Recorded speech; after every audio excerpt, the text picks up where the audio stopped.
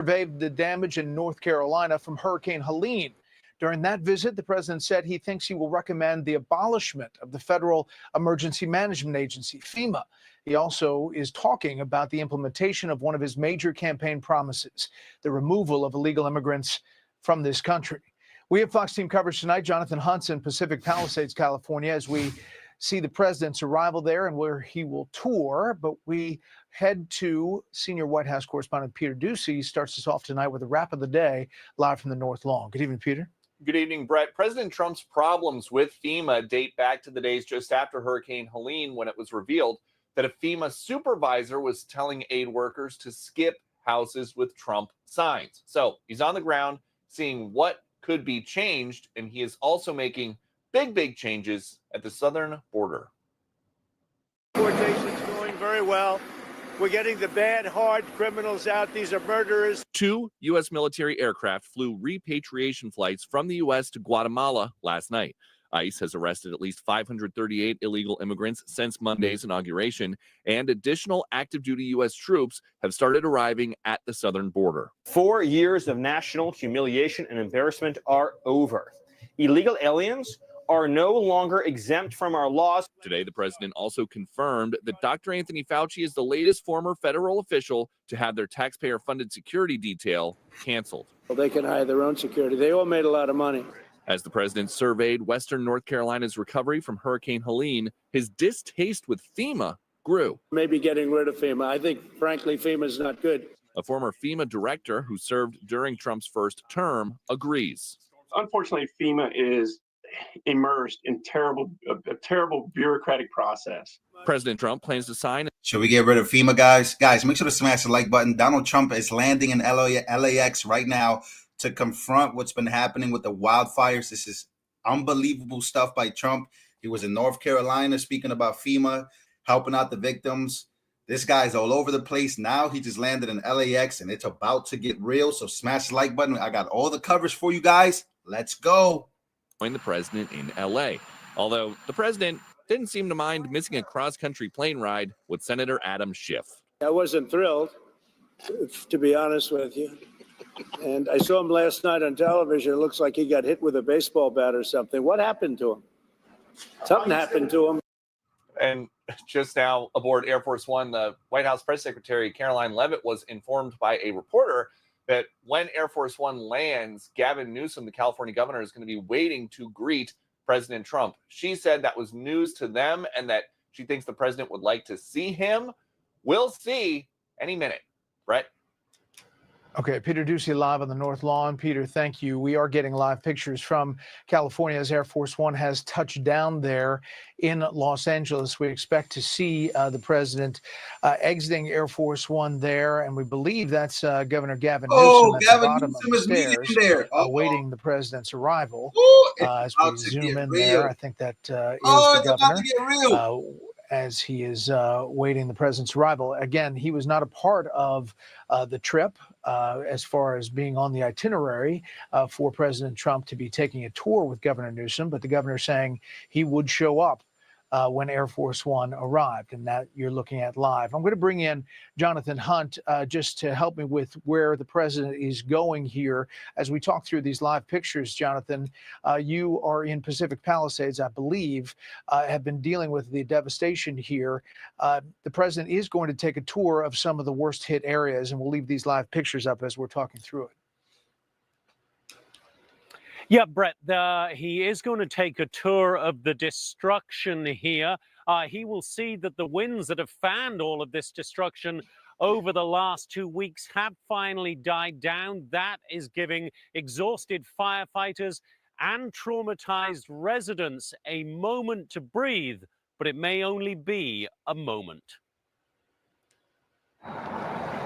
A picture-perfect day on the Pacific Coast Highway belies what's happened here and what may be yet to come. We want to be very aggressive, proactive in anticipation of rain.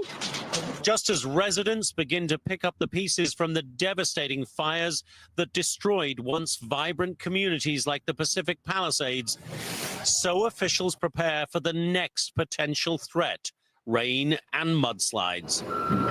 With so much vegetation stripped away by fire and so much debris on the ground, any significant rain. Again, guys, thank you so much for being here. The mayor is not there. Karen Bass is not there, but Gavin Newsom is. And there's Karen Bass right there from old footage. And Donald Trump will be coming out that plane in just a few moments. And we're going to see exactly how Gavin Newsom behaves. Is he going to get in line? What are they going to talk about? Donald Trump will confront him about it. This is very exciting. Make sure to smash the like button. Let me know where you guys are watching from as well tonight. Governor says that is wrong and irrelevant. The State Water Project has nothing to do with the fires here. Nothing. Period. Full stop. It's not he said, she said. This is not just an assertion. It's a foundational fact. The politics of fire and fire prevention, though, will not be at the forefront of residents' minds this weekend. Instead, they will be looking anxiously to the heavens and the hills, hoping that Mother Nature doesn't send a second catastrophe to follow the first. So President Trump will also talk with firefighters up here in the Palisades and residents who've lost so much. Brett, he'll likely have kind and supportive words for them. His conversations, if any, with Governor Newsom waiting there at LAX, likely going to be a little more tense. Brett? Yeah, Jonathan, let's talk about that for a minute. This is a little surreal. The governor's kind of standing out there by himself. They have not talked since 2020, according to the governor. The president, has been very critical of Governor Newsom and also the mayor out there as far as how she and he have handled everything. So you wonder how this conversation is going and whether, I mean, now the president sees that the governor's at the bottom of the stairs. Yeah, it's going to be very interesting to see their interaction, to see a handshake, to listen in if we possibly can, or get a readout later of the conversation they have. There's this ongoing spat about water supply from Northern California to Southern California. Obviously, with the snow melt, etc., there's a lot of water that collects in the north. There is a question of water policy, whether enough is brought to the south. The president doesn't think there is. Governor Gavin Newsom, as you heard in our report, that says that is completely irrelevant to the situation that unfolded here on the ground a couple of weeks ago, and bears no relevance to how the fire was prepared for and how it was actually fought. So that's just one bone of contention between the two men. As we know very well, Brett, they have a lot more than that to talk about. Guys, get ready for this. This is going to be a movie. I'm telling you right now, this is going to be a movie. Nothing better than what's about to happen right now. For California, one being voter ID for California, and also your water issue, as you talk about it, how he's talked about it many, many times, clearing out the brush and releasing the water from the north, in his words. How does that get received out there in LA? The Governor Newsom had a pretty indignant response right away to that, saying that in no way, shape, or form should federal aid to those affected by a disaster be conditional. So I think that'll be the response you would hear from Governor Newsom once again if he's asked about it over the next 24 hours or so. I would imagine it would be a similar response from Mayor Karen Bass and most of the Democrat-elected officials here in California, that they don't believe that any conditions should be placed on anything. But we know that President Trump believes in the art of the deal, and it's part of the negotiation. Let's listen in. Jonathan, I don't know if we can hear from there, but let's listen in.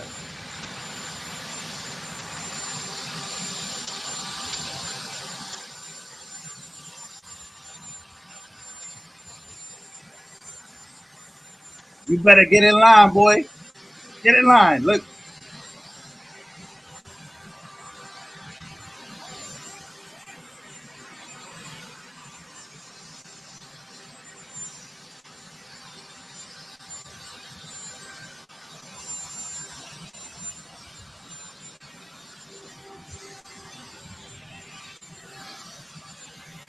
There's an exchange there. There you see the president and the First Lady, Melania Trump, with Governor Gavin Newsom. Let's listen to see if they make any comments here.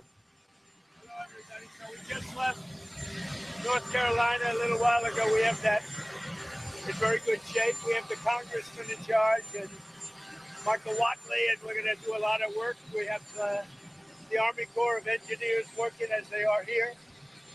And I think you're going to see some very big progress. They left them high and dry. And now we're going to be taking a little tour with some of the people from the area. I appreciate the governor coming out and meeting me, Gavin. Thank you very much. And we'll be talking a little bit. We want to get it fixed. We want to get the problem fixed.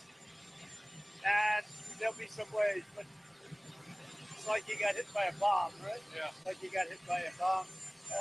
Would you like to say something? Most importantly, thank you for being here. It means a great deal to all of us, and not just the folks in Palisades, the folks in Altadena that were devastated. We're going to need your support. We're going to need your help. You were there for us during COVID. I don't forget that. And I get the speedy recovery. We're going to get it done. Tremendous numbers of lives have been affected. A lot of real estate's been affected. Nobody's ever probably seen anything like this. You could almost say since the Second World War, when you think of it. I mean, nothing like this has happened. And we're going to get it fixed, so we'll get it permanently fixed, so it can't happen again. And again, we'll be talking a little bit later, and we'll get it worked out, okay? I appreciate it, Mr. President. Thank you, guys. Thank you. Thank you very much. Both of you have disagreed a lot over the past week over what has happened in this state. How do you plan to? We got to get it finished. We're looking to get something completed. And the way you get it completed is to work together. It's the governor of the state. And we're going to get it completed. They're going to need a lot of federal help. Unless you don't need any, which would be okay. We're going to need a lot of federal help. So we're going to take care of things. Okay? I have all the confidence in the world we'll work that out. Thank you. Thank you. I guess some of you are coming with us, and some of you not. Thank you very much. Thank you. I'll see you. Okay, so Governor Gavin Newsom with President Trump there and the First Lady. Guys, that is what you call the art of the deal. You force and you tell the state that you will take their federal aid if they don't get in line, and this guy is getting in line. Imagine all the bad things he has said about Donald Trump, all the bad things that he has said on the news about him. Now the news will be melting down about how you fall in line. This is how you fall in line. I thought he was Hitler. All of a sudden, now you all kissy-kissy with the Hitler? Oh my God. This is why I say these Democrats, I don't believe them. They say they hate Donald Trump. They go on podcasts and say that Donald Trump is a fraud. They say all these things and they get in line. This is why I tell you, stop fighting with your family members about politics, because these Democrats know how to get in line. He said he was going to Trump-proof California, that Trump wasn't going to be able to do shit in California, and now he's all kissy-kissy and gooey. Look at how he's sucking Trump off right now. This is crazy. Water issues, also, you know, whether or not certain conditions might be attached to any aid that comes out. Those are the more complex questions yet to be sorted through. Leslie, you live out there. You were affected directly. You know a lot of people who have been affected directly. Your thoughts on that scene and what we just heard?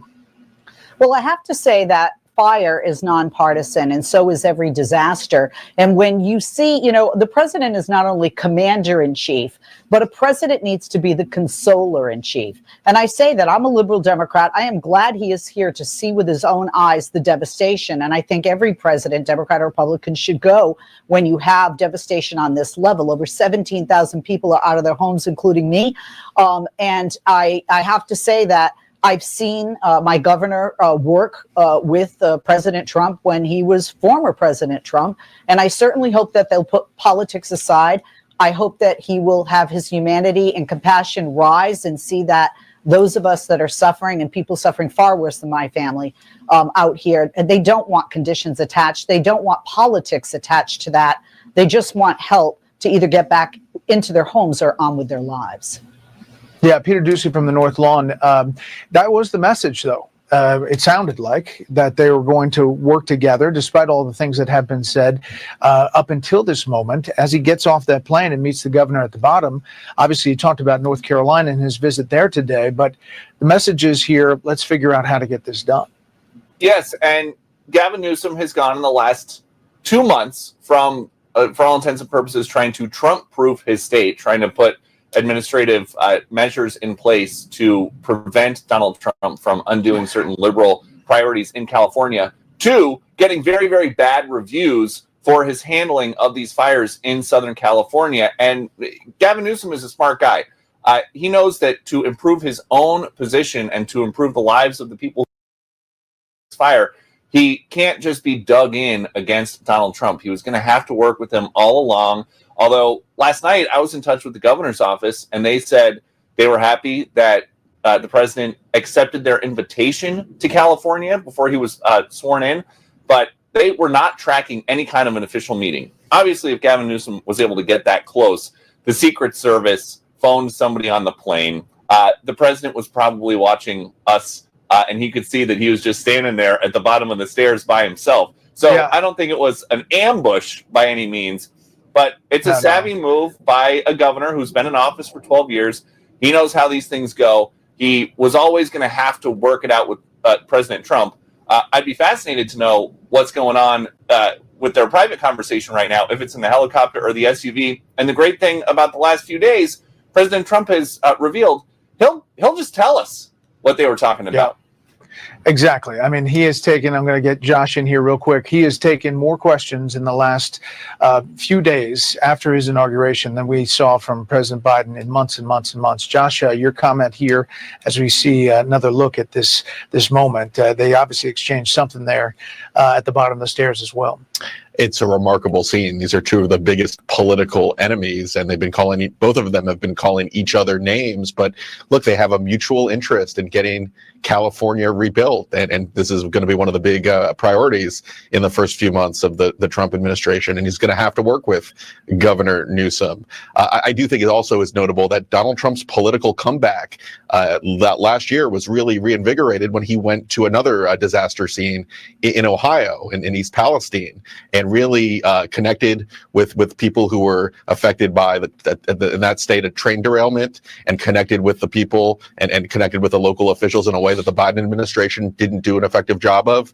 This is a moment for Donald Trump to show he can handle the natural disaster recovery. It's not just in getting the money and not just in figuring out a way to get things rebuilt, but also working with the local Democratic officials.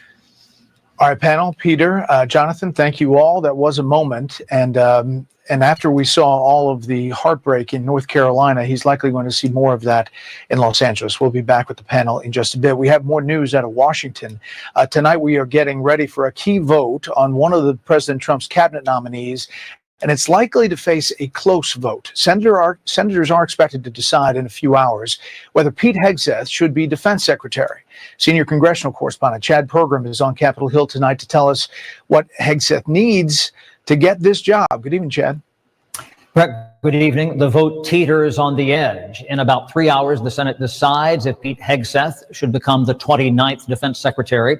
Democrats raise questions. Oh boy, here we go. Which Hegseth acknowledged, but he denies accusations of alcohol abuse and sexual assault.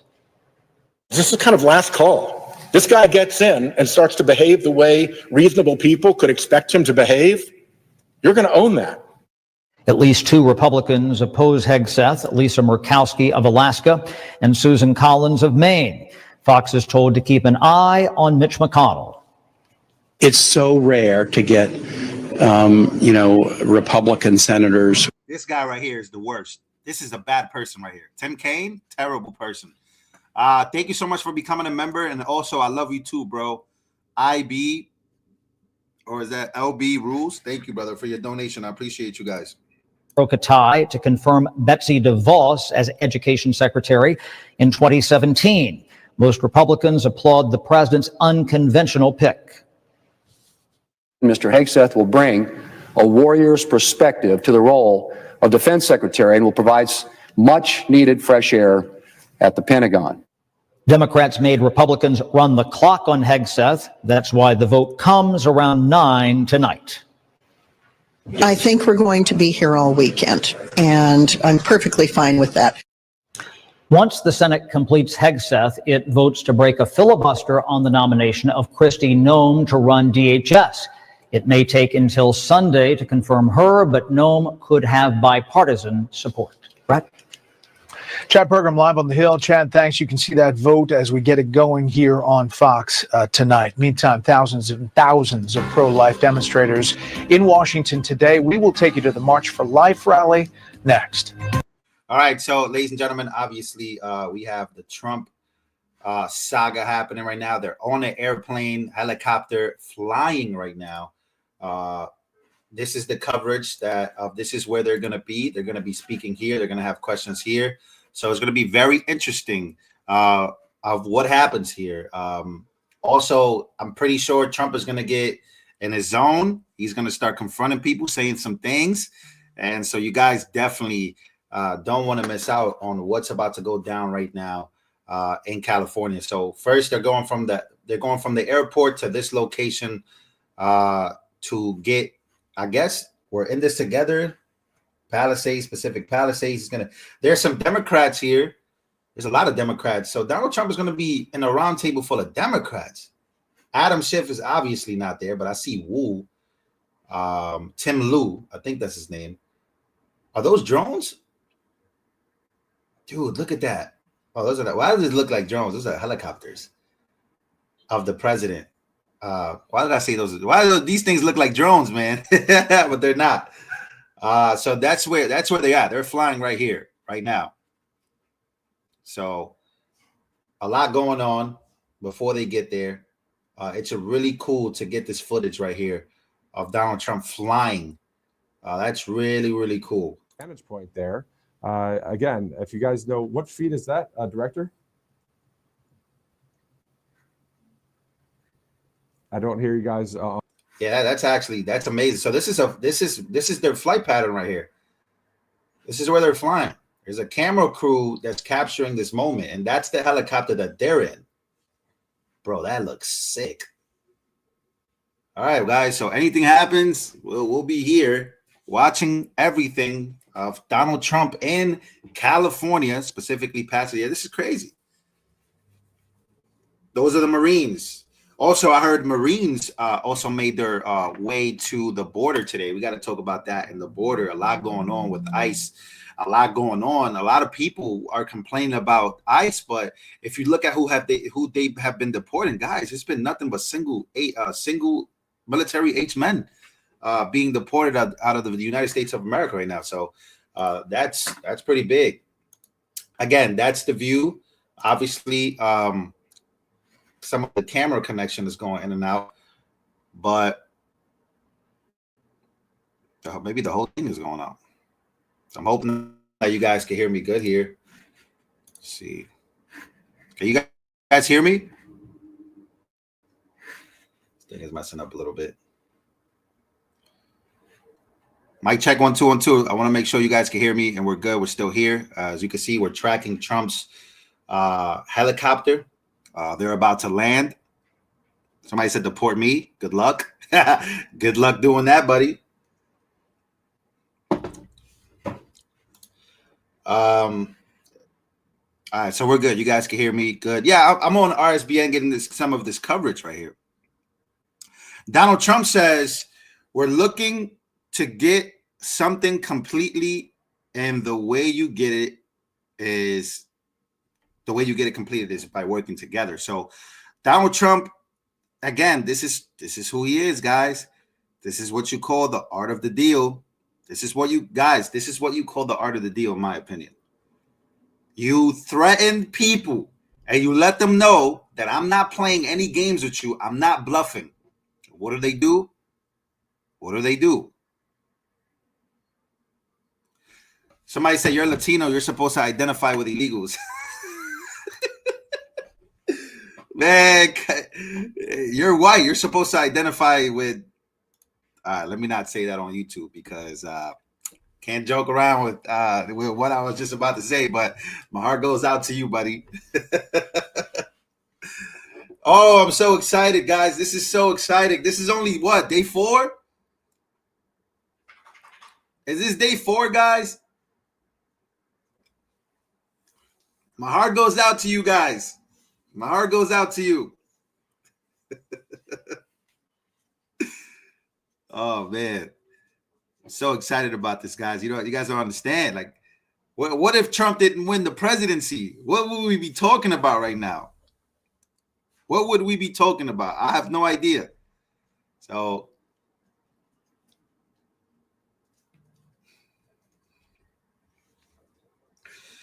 So again, let's see what Fox News is talking about, because Fox News has been covering this. They're also covering a lot of other things happening with Pete Hegseth. All right, here we go. They're back. The damage in the fire damage that is extensive throughout those communities in Los Angeles. A rare view, thanks to technology, of the flight, as you have a number of aircraft trailing along Marine One for this tour. Governor Gavin Newsom did talk to President Trump, but is not on this tour. We're told that this will be local officials once he gets to the ground and continues the tour on the ground. We'll take you back throughout the show. Meantime, in Washington, thousands of pro-life demonstrators filled Washington today for the 52nd annual March for Life. The crowd energized by President Trump's pardoning of pro-life individuals prosecuted by the Biden administration and promised. Bro, that's amazing, bro. We got to be marching for life every day of life. You know what, man? That's so amazing, dog.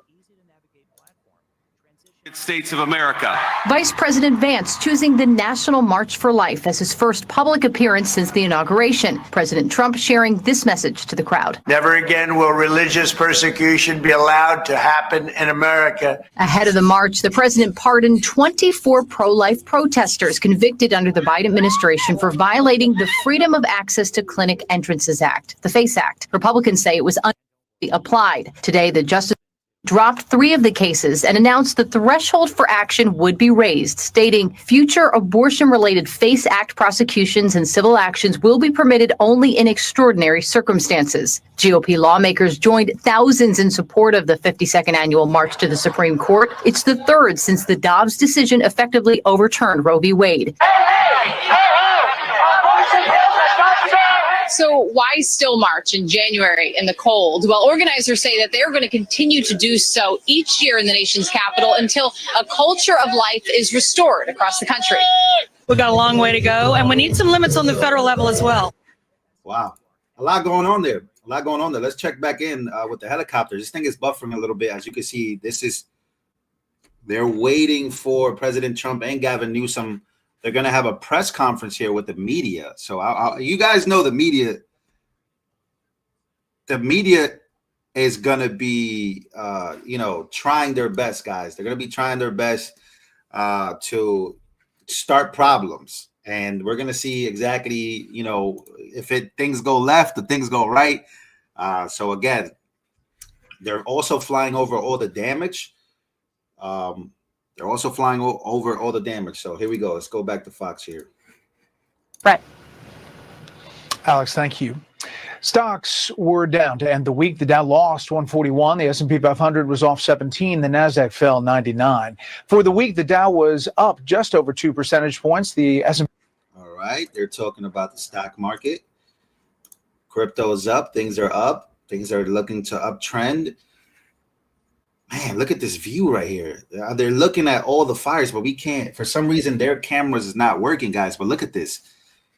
This is, the Pacific Palisades. Mostly, they're flying over. Man, hopefully the camera clears up so we could get the view of what Trump is seeing right now. Trump and Gavin Newsom, this is what they're flying over this. So there you go. You got another plane right there. Another plane right there, and they're flying over all the areas devastated by it. So, yeah, guys, a lot of Democrats were advising Gavin Newsom not to show up here because they want to keep the narrative that they want to impeach Trump.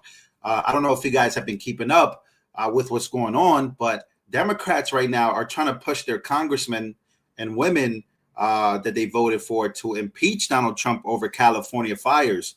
And the first person to greet Donald Trump is Gavin Newsom. So this is, again, it's all It's all BS. It's all BS. Everything that Gavin Newsom did, it's all BS. You know what I mean? Yeah, they're trying to impeach him on day 4, guys. They're trying to impeach him on day 4. So meltdowns have begun. We already know this. Again, this is the view of this is where they're going to be headed. Right now, they're flying over most of what's the damages. They're flying over the damages. As you can see, Secret Service entering this room.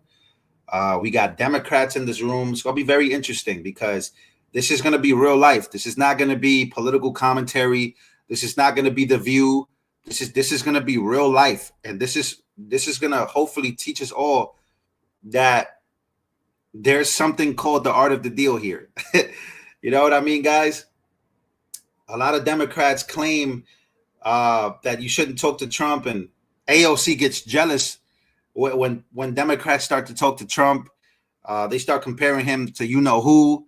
They start saying all these bad things about him. But the first person to meet Donald Trump was who? The first person to greet him was who? You guessed it. You guessed it. This is the first person to greet him. He greeted Melania and he greeted Trump. And again, you could tell by Trump's face. Why would you get off the tarmac? Why would you wait like a little boy in the tarmac for a guy that you claim is you-know-who? It's all politics, guys. It's all politics. But there you go. It's a beautiful view here. Beautiful view here of Los Angeles.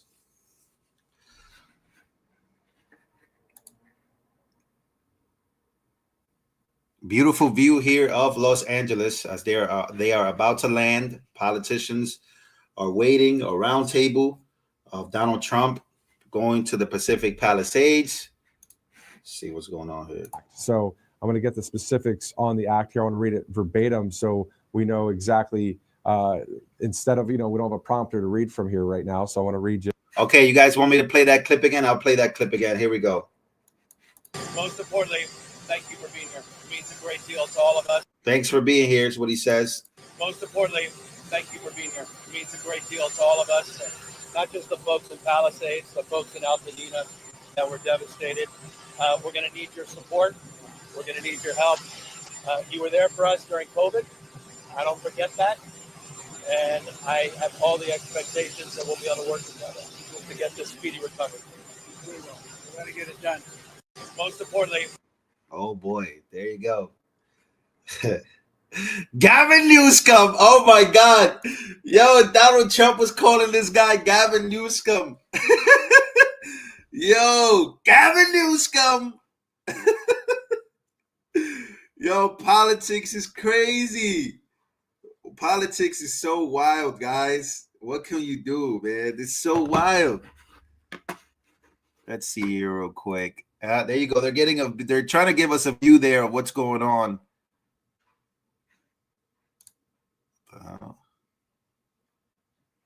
They're trying to get us a view of what's going on there, guys.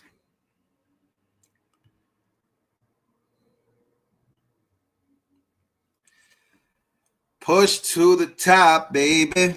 All right, here we go.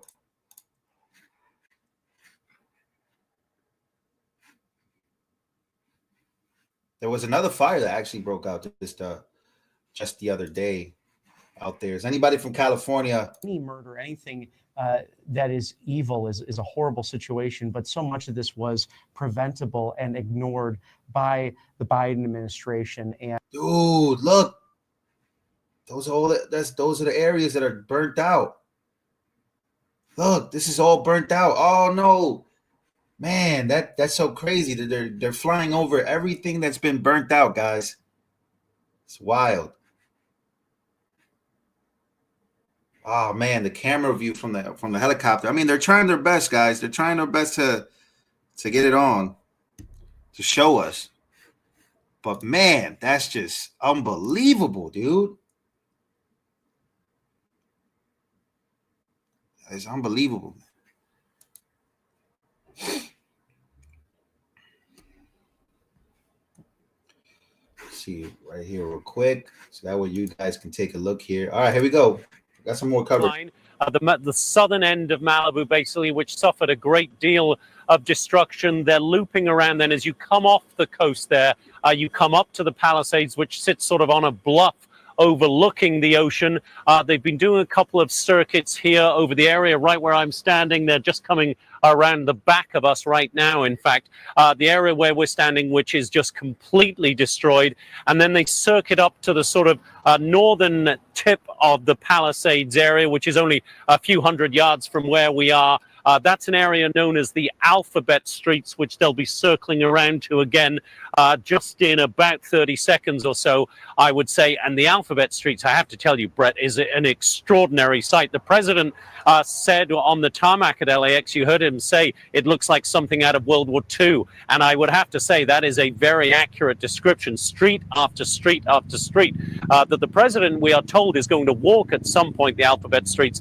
They are completely and utterly flattened. So the president will be getting a literal bird's eye view of this right now. And I can tell you, Brett, having been in most of the streets in the Palisades, it is utterly breathtaking what President Trump and the First Lady are looking at right now. And right behind us now, he's going pretty much right over our heads now. Marine One, I can see him there. So he's looking down. If he's looking out to the right of the of Marine One now, he would be looking at the Alphabet Streets. If he's looking to the left, he's looking at the part of the Palisades that we're in. And everywhere he looks, 360 degrees from Marine One now, all the president will be seeing is utter destruction, Brett. Yeah, amazing to see it from the air. Gives you a real perspective of the devastation. By the way, there's always two Marine Ones when the president is flying, and that's what you saw there. The other shots that we're getting are out from a pool camera in the V-22 Ospreys. Jonathan Hunt on the ground. Thank you. Back to politics for a second. You already know President Trump is ordering the end to diversity, equity, and inclusion. Wow, man, that you know, guys. It's so devastating, guys, to see although everything that has happened, as you can see right there. Who's that? Does this guy look familiar right there? Oh, there's Karen Bass. Oh, man, this is going to be very interesting. Look at all these Democrats in this room, guys. Look at all these Democrats. Karen Bass, the mayor of Los Angeles, is there. Man. It's going to be very, very, very, very interesting, guys. Very interesting what's about to happen right now.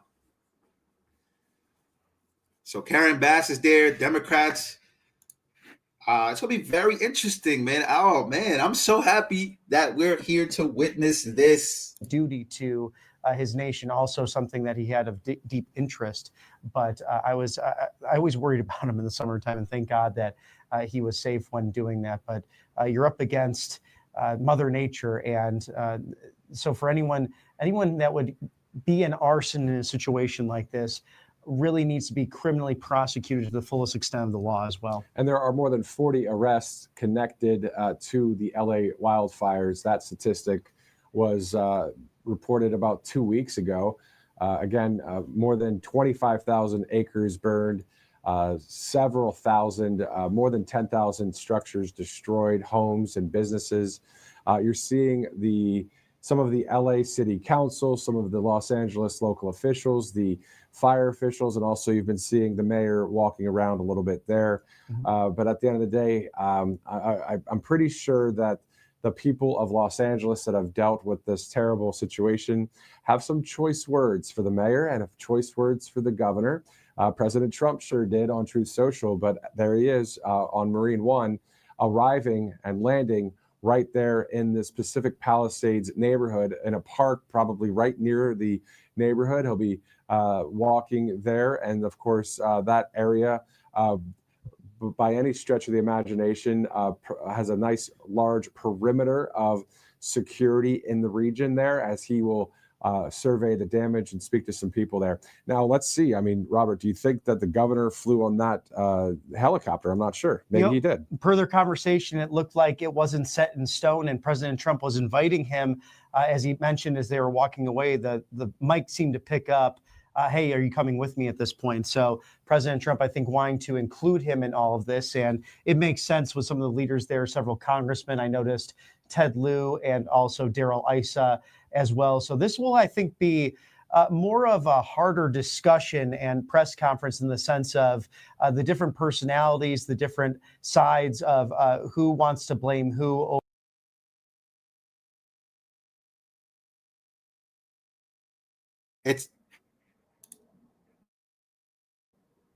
Hopefully you guys can hear me right now. Can you guys hear me? I'm saying it's about to go down. It's about to go down. We got some very interesting personalities in this room right now. So it's about to it's about to go down. They're going to try to go after Trump here. Hopefully Trump knows that. I mean, obviously he knows, but we'll see. We'll see, because Trump always handles these situations really good, specifically with controversial figures in the same room. So we'll see how they behave. We'll see how they behave, guys. It's gonna be very, very, very interesting how they behave here. So we got another one landing. I'm guessing that Trump already landed with Gavin Newsom. They're waiting for this helicopter to land. I think once this helicopter lands, they're gonna hop out.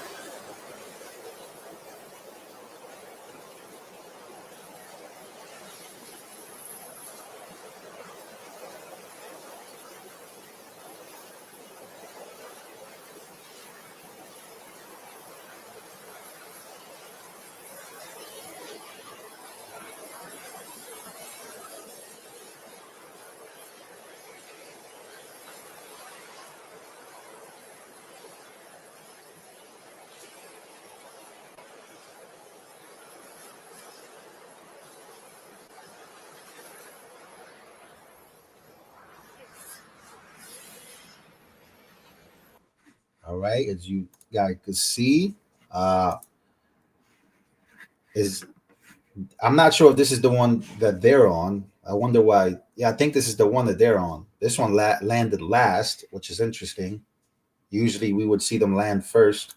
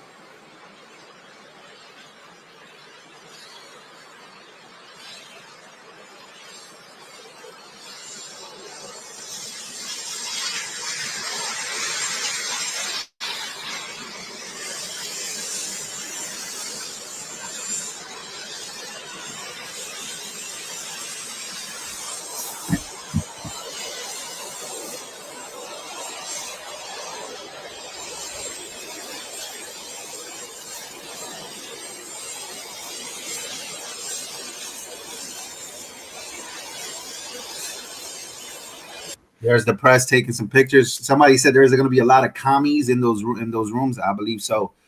So as you can see, the press is waiting for Trump and, of course, Gavin Newsom there. Very, very interesting. They flew together. I wonder what those conversations were like. Very, very, very interested in what's about to happen right now. So here we go. We're live. Looking live in Los Angeles County, that's Pacific Palisades area. Marine One just touching down after an aerial tour. You saw some of that live as President Trump and the First Lady were getting a tour of the devastated area, not only in the Palisades, but also, as Jonathan Hunt was talking about, the corner kind of Malibu where there was devastation. The pool note reads this way. This is the White House pool. It is hard to put into words because so much of what we're seeing is just rubble where there were once homes and businesses in a vibrant community. And then there are parts where entire blocks burned and some structures are miraculously unscathed. Trees are all charred. We saw a house that was completely decimated, and yet the swimming pool totally intact and beautiful. Sky quite hazy here. You should have seen this as we did in the trailing camera from the pool. Let me bring in Jonathan Hunt before I bring in the panel again. Jonathan, this particular area, very close to where you are. Yeah, very close to us. The president landed, I would say, maybe a half a mile from where we are now. And the areas that he's going to tour, the destroyed retail area that the pool note was mentioning there, we've been around these streets so many times over the last 2.5 weeks, Brett, and it really is breathtaking. And I imagine a pool reporter flying out from Washington and seeing it for the first time firsthand is quite staggering. You can look at all the pictures you want on TV or in the newspapers, but to see it firsthand really does quite literally, Brett, take your breath away. It did for me the first time I came up here, the first few days I came up here, and just getting a sense of it, particularly if you see it on an aerial tour like that, it's staggering. And as the president said rightly on the tarmac at Los Angeles International Airport earlier, it looks like something out of a scene from World War II, and it really does look like that. When you see entire blocks flattened, and the note the pool reporter mentioned about how one house here and there standing, where we are right now, Brett, you can see right behind me the complete destruction of a line of properties. Just to my right here, as Rich swings along, is one of those properties that is still standing. And it's impossible to tell why one property survives when so many others get destroyed. But this is a story that is told over and over again, and the president will see for himself as he continues his tour now, Brett. Yeah, and we'll have live pictures throughout. He's getting in the SUV there, and he'll travel, we're told, on a walking tour, and we're likely to have live pictures for that as well. So stand by if you would, Jonathan. We're back with our panel, Leslie, Kimberly, and Josh. Kimberly, he started the day in North Carolina, which in and of itself was a little bit symbolic in that a lot of conservatives had been saying that North Carolina and the devastation after Hurricane Helene had largely been overlooked and not talked about nationally, and it's been 122 days, and the U.S. Army Corps of Engineers estimates that only half of it has been restored or restructured. There's a lot of damage still there. Yeah, and the president made a point of saying that he'd been urged not to stop in North Carolina first, and he said that he absolutely was going to. He was going to make a point of reminding people, and he used it, I think, not just to showcase the devastation and to let that community know that he had not forgotten about them, that America has not forgotten about them, but to talk about the struggles and the problems that were evident in FEMA, the delayed response, and how that delay is still going on now.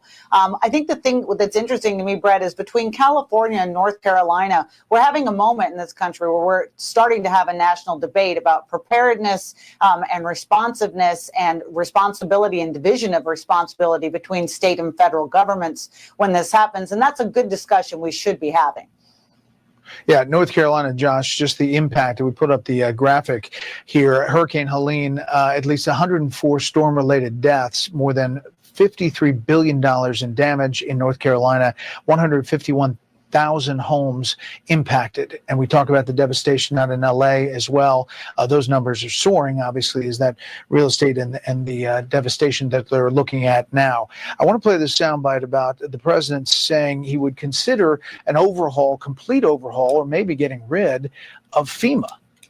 Take a listen. I'll also be signing an executive order to begin the process of fundamentally reforming and overhauling FEMA, or maybe getting rid of FEMA. I think, frankly, FEMA is not good. There is always room for improvement, but it needs to start with a conversation with governors and state directors on what they have troubles with, so we can hear from them to better understand how you would make changes. I mean, this executive order is a commission to study that, Josh, but he's talking about maybe block granting to local and state governments instead of having federal officials go to areas they don't know and start a whole federal bureaucracy every time there's a disaster. Yeah, Brett, like any federal bureaucracy, FEMA has been unwieldy and inefficient, and there have been political scandals too about how it discriminated against Trump homes and Trump supporters, people who had Trump signs in their homes. So there's a lot of scandal, there's a lot of controversy at FEMA, and federal government is very inefficient.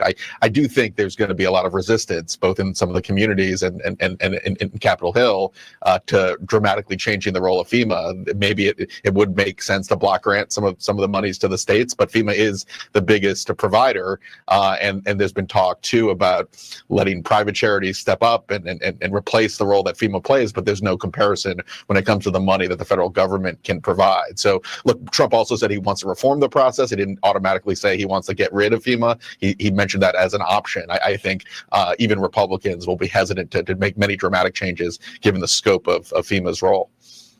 Yeah, Leslie, I know you mentioned about not having ties, and I know you mentioned concern about FEMA before. I want to talk to you broadly about this first week. If you look at the Real Clear Politics average of polls of the president's approval, it is now up significantly. 52.3% is the average of his performance right now compared to January of 2017, where he was underwater at that point when he started.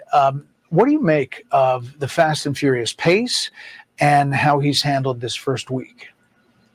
Well, I would say most of us here in California aren't being polled or asked because we're so distracted, with just this disaster here, as others are in other parts of the nation that are affected in various ways.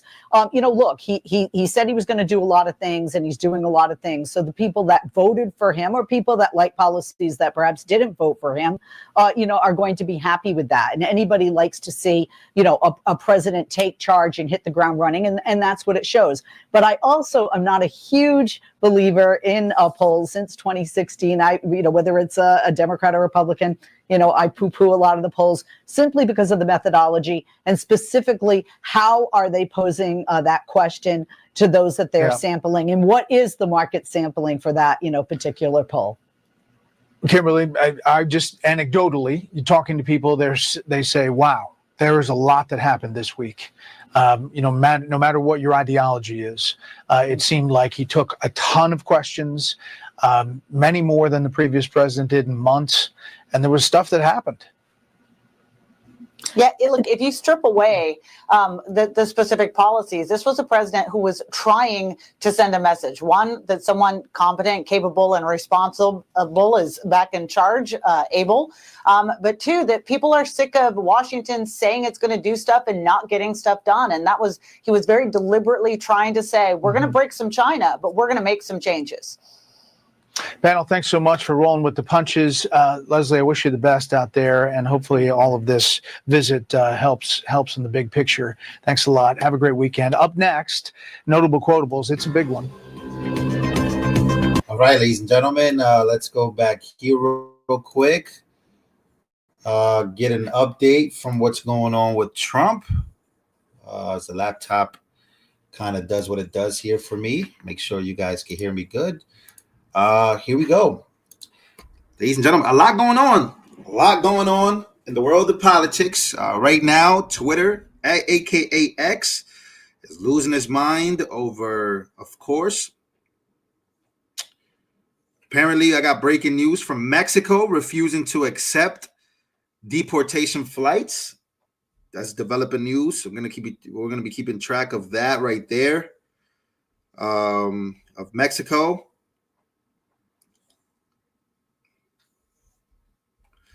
Let's see what else, guys. Let's see what else we got going on here.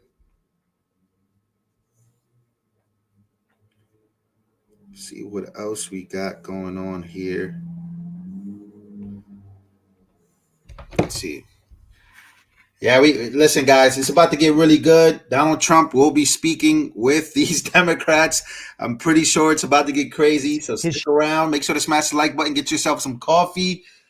Because it's all about to go down in just a moment. So if you haven't smashed the like button, please, guys, always do that. Thank you so much. Smash that like button. It was the interviews and the people we got to talk to that did not think that their lives would cross paths with Donald Trump. One that comes to mind is simply former Governor Rod Blagojevich of Illinois, a former Democrat. He calls himself a Trumpocrat now. We had the privilege of interviewing him here at Right Side Broadcasting, talking about the lawfare, and he met President Trump before he ran for president on The Celebrity Apprentice, got to know him very well, and ended up commuting his sentence because he experienced the same kind of lawfare as President Trump did.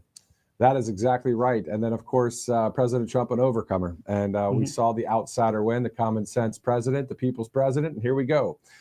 Day 4 of the White House, the 20th all the way to the 24th. Here we are. Let's talk about security a little bit. We know that Sean Curran, he is and was the lead Secret Service agent that would always stand with President Trump, always be at his side, whether behind or to the right or wherever out there. He was there on J13, that kind of thing. Well, he is now the Secret Service director. So he has 23 years of law enforcement experience. President Trump saying this on Truth Social, starting his career in Secret Service in 2001 as a special agent in the Newark field office there in New Jersey, where he conducted protection, intelligence, investigations, recruitment, and on. Sean has distinguished himself as a brilliant leader. If you guys remember, he's a guy tall in stature, wearing the glasses, as Secret Service agents do. Now promoted to Secret Service director. Again, he was the guy, and I've seen him, I know you've seen him in person at various rallies. If you remember, President Trump would finish a speech.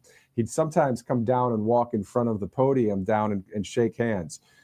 Well, I remember seeing Sean right to the... Guys, you want to know what's crazy? As you see this guy talking right here, this is Matthew Alvarez from the RSBN network. Man, I totally missed his text message. He texted me. This guy right here talking, covering Trump, texts me. He says, hey, man, if you're around and you would like to join us to talk Trump, MAGA, and executive orders, hey, I'm streaming your guys' stream right now. I apologize for getting back late to you. Man, I missed out. Hopefully we can hopefully we can get Matthew Alvarez. Hopefully we could get on RSBN, guys. Maybe today or after this. Yeah, they wrote me. I just saw it. It's crazy. I've been on the show before, so it's always good being on RSBN. And for such a time as this, and everyone who's been selected in this cabinet or to senior level positions at the White House truly have the expertise and the knowledge and the wherewithal to withstand the far left attacks and nonsense. And Sean, I think, will do extraordinarily well in this role to secure America and get the bureaucracy out of our law enforcement. We're approaching the top of the hour, 7 o'clock on the East Coast. The bottom right of your screen is in Pacific Palisades, where President Trump will tour some of the damage. If we get that live shot, which I believe we have it obviously there, once we see the president in that neighborhood, we will give you that vantage point. For some reason, possibly, maybe there is no access for the press for that, but obviously we have all of our eyes on all of the video feeds here at the network. We will see the president guaranteed at that press briefing or at that fire official meeting there for a briefing for President Trump on the latest with the LA wildfires. So thanks for staying with us here on the network as we approach the top of the hour, again, 7 o'clock on a Friday. Happy Friday to you as we are covering this today where President Trump... All right, so let's see. In a completely separate section. Not going back to Haiti. Well, he's wrong. He's going back to Haiti. Have mercy upon the people in our country who are scared. I didn't think it was a good service. Presidente Trump, por esta oportunidad. I just said I saved a bunch of money by switching to Geico. That's what I said. ELGSES, Eagles! We're on this one for the Eagles Elimination Tour. Oh, the spelling of the Eagles. 1 week there. Monday on Special Report, House Republicans go on a retreat in order to get on the same page for the Trump agenda. Please join Shannon Bream, Fox News Sunday. Our guests include Senate Intelligence Committee Chairman Tom Cotton. I'm going to show you guys, again, ladies and gentlemen, I also got reports here I don't know if you guys remember, but if you have Bank of America, I might want to rethink twice. Bank of America was accused for not attending people who happen to be MAGA. So I'm not here endorsing any bank, but man, these days need to end. Right here, Bank of America comes out. It says Bank of America serves more than 70 million clients, and we welcome conservatives. We would never close accounts for political reasons. So apparently the rumors are true. Bank of America and Chase must face consequences. Close your accounts and move to conservative-friendly credit union or bank. So that is a real story there, guys. The hug, the chest tap, the point. What did Gavin Newsom say, and how did Trump respond? I appreciate the governor coming out and meeting me, Gavin, very much. And we'll be talking a little bit. We want to get it fixed. We want to get the problem fixed. And there'll be some ways, but it's like you got hit by a bomb, right? Yeah. Like you got hit by a bomb. Would you like to say something? Most importantly, thank you for being here. It means a great deal to all of us, not just the folks in Palisades, the folks in Altadena that were devastated. We're going to need your support. We're going to need your help. You were there for us during COVID. I don't forget that. And I have all the expectations that we'll be able to work together to get this speedy recovery. We will. We're going to get it done. Well, that moment was handled quite well. And the president is touring areas destroyed by the ongoing wildfires, and we're expecting to see him at any minute. He'll be holding a roundtable at a firehouse in the Pacific Palisades. We're going to bring it to you live when he does. But first, President Trump, in everything that's happening today, sent another message to Americans who felt hopeless, frustrated, and abandoned under Biden and Harris. The message is this: Americans will not be left behind. Now, for several weeks now, Hurricane Helene victims who lost everything felt that the country had moved on. But Trump was there and hinted that due to its repeated subpar handling of natural disasters, FEMA may be on the chopping block. I'll also be signing an executive order to begin the process of fundamentally reforming and overhauling FEMA, or maybe getting rid of FEMA. I think, frankly, FEMA is not good. I think we're going to recommend that FEMA go away, and we pay directly. And we see a picture now of Trump in Pacific Palisades and continuing this tour. He's going to be meeting with firefighters, and again, we're going to stay on this. But that one visit during an insanely busy first week to North Carolina would be enough for most presidents. It's all exhausting, especially after the breakneck pace of this week, but not Donald Trump. He flew across the country to California, we see him touring, to give residents there the same message: you are not alone. This is a bombshell new piece was published in today's LA Times. Thousands of pages of state, county, and municipal records reviewed by the Times show that the disaster was years in the making in California. Red tape, budget shortfalls, and government inaction repeatedly stymied plans for water system improvements in parts of the county like Malibu and Topanga outside the city of LA, including some that specifically cited the need to boost firefighting capacity. Wow. Incompetence as far as the eye can see. I'm going to post that tonight on Twitter. You can read the whole piece. Now, another key issue that Trump didn't shy away from, the $200 billion, and Gavin Newsom was hinting at it, we're going to need help. And I'll say, because it's going to cost about that much to rebuild the Palisades and Altadena and other areas affected. So the question is, will or should U.S. taxpayers write a blank check? I have a condition. In California, we want them to have voter ID so the people have a voice, because right now the people don't have a voice because you don't know who's voting, and it's very corrupt. And we also want them to release the water. If they released the water, they wouldn't have had a problem. If they released the water when I told them to, because I told them to do it 7 years ago, if they would have done it, you wouldn't have had the problem. Yeah, water diversion programs not working. Well, what Trump just said, not going over well, as you can imagine, with Democrats who created this mess. And after initially welcoming Trump to the state, of course, Governor Gavin Newsom was back to doing what he does best, trying to shut down debate and avoid accountability. It's incredibly important that people know the truth, because it's very damaging when people believe such misinformation. And I don't mean it in a malign sense. Maybe the president just doesn't know that there's not a spigot that can be turned to solve all the water problems that he alleges exist that don't exist as it relates to the state water system here in Southern California. Well, that was yesterday. And the idea that there's no water problem in California, I mean, we all know that's ludicrous. Just ask the brave firefighters who, in many cases, couldn't even use the hydrants. Joining me now, Alex Marlow, editor-in-chief of Breitbart, Allison Wynn, former Obama donor, Silicon Valley tech entrepreneur.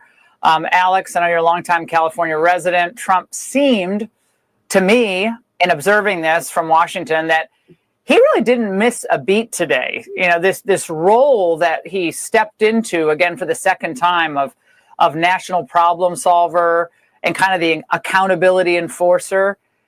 Just watching him in both places, cross country, it just seems second nature to him. Yeah, I've never seen a president operate like this. It's scary. The Alpha Energy, I've never seen anything like it. It's completely brand new in modern American life, or really all over the world. We've never seen someone so efficient in the first 5 days of an administration. But it'll be very interesting how he deals with Governor Newsom, who let down this entire state. He's been governor for 6 years. He's been a fixture in California politics my entire adult life. He did not invest in water infrastructure. He did not build a single new dam, even though we've had double the population over the last 40 years. Did he even ask why the reservoir was empty near the Palisades? Did he even inquire about that stuff? No. He does clown stuff like try to fund a high-speed rail, Trump-proofing California, all sorts of green initiatives, getting new salmon runs. Well, he's been a complete disgrace, and Trump needs to call him out. Not class. This guy's cooking. Fire, too. But Newsom is to blame for this. They did not clear enough brush, a little bit of hiking trails here and there, but we were abandoned by our government in this city, and that's why it burned to the ground. Well, I think what we're also seeing here, Allison, is this desire to avoid political accountability, which we've seen for the last 4 years. Are we going to dip into President Trump? Let's just dip into that. We'll get back to Allison. Jeden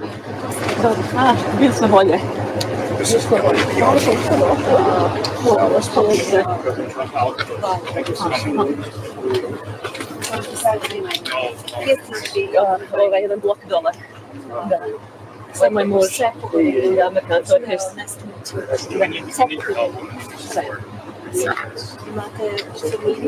Amerykanca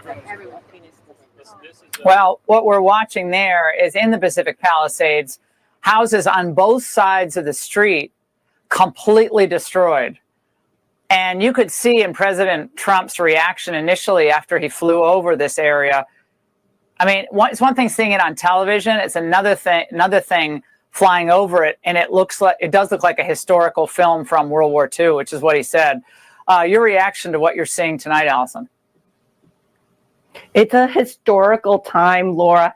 This is day 4, and he's done more in 4 days than Biden did in 4 years. This morning, he was in D.C. Then he flew to North Carolina to visit the devastation from the hurricanes. Then he flew on Air Force One to LAX, took Marine One to the Palisades to talk to the victims of this awful biblical fire. He talked to the firefighters and the first responders. I don't remember Biden doing this. He never even visited North Carolina. Kamala Harris, just right before the election, she finally went to visit the border. This is what competency looks like. I know we're not used to it in California. We're not used to it in the United States. And I know that people are just shocked how much he's getting done. He worked on all these executive orders, making sure that we're ahead of China in the AI race. So he's working on that. He's working on the southern border. He's working on the flood victims. I am just really proud to have our president serve and really care about the people of LA. Yeah, it is amazing, Alex, to Allison's point there. I think we've just gotten so used to having an absentee president. Like, we're right across from the White House right now broadcasting. And for 4 years, it's like the lights are on, but nobody's home, literally and metaphorically, symbolically. But now Trump's on the scene. And you might not agree with everything he says about every issue, but he's there. He cares. Everybody knows he's a problem solver. Everyone knows he's a deal maker.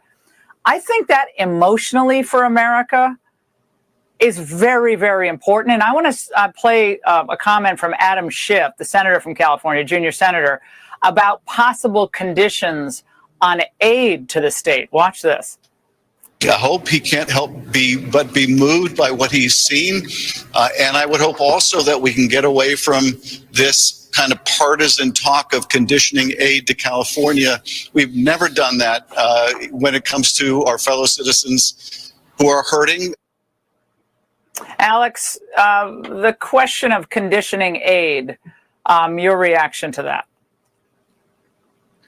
Oh, it's absolutely necessary because if we don't do that, then the state will never change because there's no Republicans out here. You know, we've been tracking all of these city council meetings and other government meetings here at Breitbart News. Joel Pollack, our reporter, is going to be there at the roundtable in the Palisades with the president momentarily. And it's a lot of politicians congratulating them. Thank you so much, Larry, for the donation. I appreciate you, brother. Thank you. They act like they did a great job. All the bureaucracy that kept all these kids signing paperwork as their houses were about to burn down. The parents are trying to get them out. All these horror stories out of all these cars piling up that they need snow plows to get the cars out of the Palisades. They're congratulating themselves for this stuff because there's no Republican checks and balances in the state. It's a one-party state. And that's why Trump is going to come in and say, if you want the largesse of the federal government to come bail you out, you're going to have to do some basic stuff like, you know, you're going to have some voter IDs because there's no reason not to have a voter ID unless you intend to cheat. That's the whole attitude out here with the Democrat-run single-party state. And Trump really has got his eye on the ball. We should note that the much criticized Karen Bass, of course, the mayor of LA, who was out of the country when these high wind warnings were issued, she revealed that her brother lost his house in Malibu to the raging fires. And that was a piece of information that came out earlier today. Panel, both of you, thank you very much. All right, let's go live to the Pacific Palisades, where Fox News national correspondent Jeff Paul is standing by. Jeff, that's all the action there. Well, yeah, Laura, and I think you hit it on the head. It's one thing to see the video. It's another thing to see it up close and personal. And that's exactly what President Trump is doing right now. He's meeting with not only first responders who are out here bravely trying to put all these fires out, but he's also meeting with some of the hardest hit people who've lost their homes. They spent their entire lives, you know, to have a home like this in such a beautiful area like the Pacific Palisades, and then just to lose it in a matter of hours. So that's what President Trump's doing right now. He's trying to meet with them, see some of the damage up close. And it's just unbelievable when you go through these neighborhoods. I mean, it's not a block or two. It's an entire neighborhood level, burned to the ground. And I think for President Trump, it's important to not only hear the stories, but to see what these wildfires can do. Now, the president has been critical of FEMA, and today we heard he's going to be signing an executive order that could possibly reshape FEMA. He's also been critical of California's response, you know, not only in terms of, you know, how fast they got out here, the personnel that was out here, but also the water. He's saying that he wants two things to happen in order to get some of this federal aid out here. And he said he'd like to see, you know, voter ID laws passed here in California. And the other thing is to get water out here. It's one of the things he's really stressing. But just watching. If Trump could get voter ID in California, guys, to vote, that's a huge accomplishment by a Republican in a Democratic-run state. And in Trump, he got off the plane. They shook hands. There was a bit of a kind of a hug there, and they talked a while, and they thanked each other. And, you know, the governor wasn't invited after that. It sounded like he just wanted to show up and be there as a governor. But both men thanking each other for their roles. So maybe this is a new chapter in their relationship because California certainly needs the help right now, Laura. Jeff, thank you so much. And before arriving in California, President Trump, as I alluded to, was in North Carolina meeting with Hurricane Helene victims. That was this morning. And they feel, many of them, that they were left behind by Joe Biden. I wrote a letter to send to Congress. You know, I don't understand what's going on. If we can't get FEMA help, then will you guys help us? Will you step up and be our fellow citizen? We just lost everything that we had. We tried to make our way back in there and gather things best we could, but found a body right away. We had there about 8 bodies in our area that first 2 weeks. It's been a nightmare, and I totally feel like that we have been forgotten. If it had not been for our fellow American citizens who stepped up to help us, I don't know what we would have done. Joining me now is Aaron Durham and Matt Van Swall, North Carolina residents impacted by Hurricane Helene. They first brought the story of these the trailers to us, and the fact that the progress on the ground was just at a snail's pace. Matt, thanks for coming back with us. I want to ask you about FEMA. This is the big story of the day. Besides what the president is seeing right now, we're looking at pictures from Pacific Palisades, which is total devastation, just like you all see in North Carolina. But do you believe FEMA adequately helped you and your neighbors recover from what was a catastrophic hurricane? Definitely not. No, definitely not. And if, you're asking me whether a giant government bureaucracy, that didn't really help any of us or our neighbors and let people that we know personally down, that only got electricity a couple of days ago, then my answer is yes. Yeah, that needs to go and needs to be handed to the states because they seem to run completely inefficiently and let us all down. Yeah, you look at how Ron DeSantis handles emergencies, and of course Brian Kemp in Georgia, and I'm not, this new governor in North Carolina, the president said, look, he's just gotten going on the job. So, but Aaron, this is a big controversy right now in Washington, whether this FEMA should be completely disbanded, money go back to the states. But putting that aside, how important was it to see President Trump on the ground? It was absolutely incredible and very uniting, I think, for the city. Matt said it best earlier today. He said, did you see how long Trump let other people talk? And he just listened. And you could tell he was getting mad for them. And that's been Matt and I's role for 4 months now. Just having to listen to these terrible stories, these horrific stories of watching children's bodies float by and homes being lost. And the most they can get from FEMA is $42,000. How do they rebuild on $42,000? Trump's response was exactly what we wanted. Bring back the Army Corps of Engineers, bring back the National Guard, do what you can to restore infrastructure immediately, because we still have trash hanging from trees. We still have massive amounts of debris everywhere. Matthew, when I was just watching this in real time with President Trump is just, and Melania as well, like whether it was a small child whose life has been completely upended by this, and the president himself just huddled with these people who have been through so much. It really made me both so happy, but also, again, mad that this was allowed to fester as long as it has, and that we're the biggest, most powerful country on the face of the earth. This should never linger as a problem as it is right now. I mean, rebuilding takes time, but not getting people in adequate shelter. That's right. And, we feel like we've been screaming this into the void for months now. And when Trump came and let other people tell their stories, which we've been hearing for months and months, he just handed the mic and said, here's my platform, you take it, you tell your stories. And that's exactly what we've been hearing. The people have been completely let down. They can't rebuild. And why in the world did the Biden administration not do all of the stuff Trump did today 4 months ago? Why did it take this long? Right. It makes no sense. No, but Aaron, we kept hearing it wasn't possible, right? When we had you on before, the government officials are saying we're doing all we can as fast as we can. Meanwhile, you have Franklin Graham and Samaritan's Purse, and you have other entrepreneurs in charitable outreach, and Elon Musk moving Starlink in. I mean, the private sector and faith-based charity together did more in 3 weeks than these people from the government did in 3 months. That is a complete travesty, and I think Trump is hopping mad about this still tonight.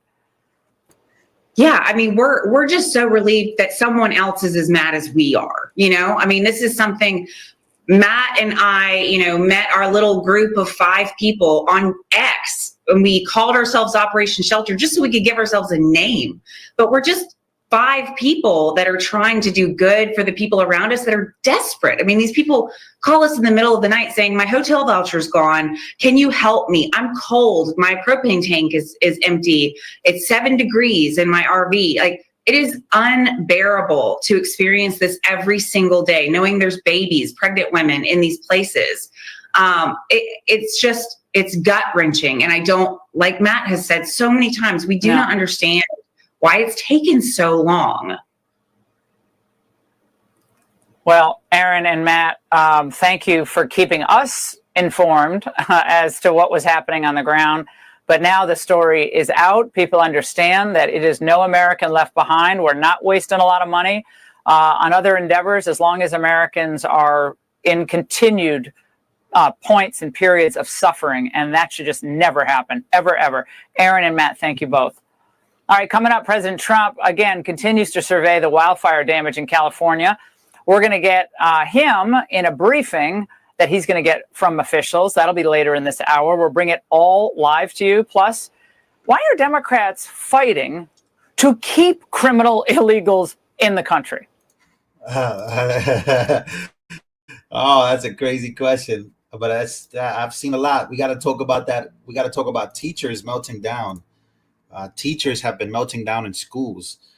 It's a lot going on. But here's Donald Trump shaking hands with the fire department here.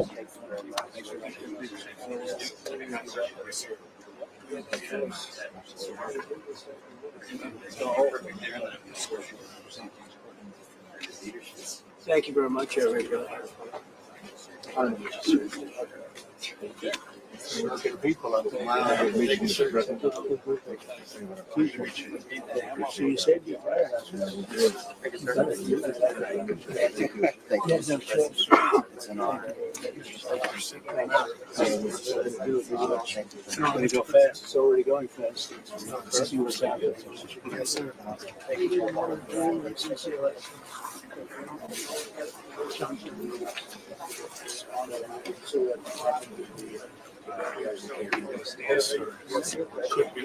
lot of people. Thank you very much. Appreciate it. Wow, it does feel really good to see a president do this. And again, we for 4 years suffered under Joe Biden. Joe Biden would not have been able to get through this right here. This line of shaking people's hands, talking to people, talking to the press, speaking to everybody, going from one place to another. Obviously, they woke up in D.C. From D.C., they went to North Carolina. From North Carolina, they went here. And then tonight, he's going to be flying over to Nevada. Tomorrow, he has a rally. So that's going to be very interesting. We got two other people on the sides. All right, you guys come this way, angle it. All right, this thing is messing up a little bit. Hopefully they can get the picture back of Melania and Trump with the fire department there. Hopefully we can, we froze for a little bit there. Hopefully we can get this footage back, because this is great footage here. Here we go. Hopefully the footage is back. This is good. We also are about to hear Donald Trump speak to the press. So that's coming moments away right now. So here we go. Thank you. Of course. Thank you, sir. Yes, sir. A lot of good group of people. Is this an actual event? Yes, sir. Yeah, it's a heavy sucker. Very heavy. All strong men. Let's go.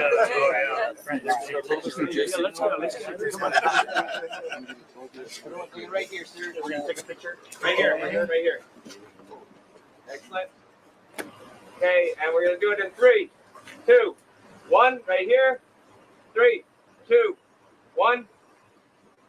Thank you. Well, we won't let you down, fellas. Sir. Thank you, sir. You want to do, I will do it.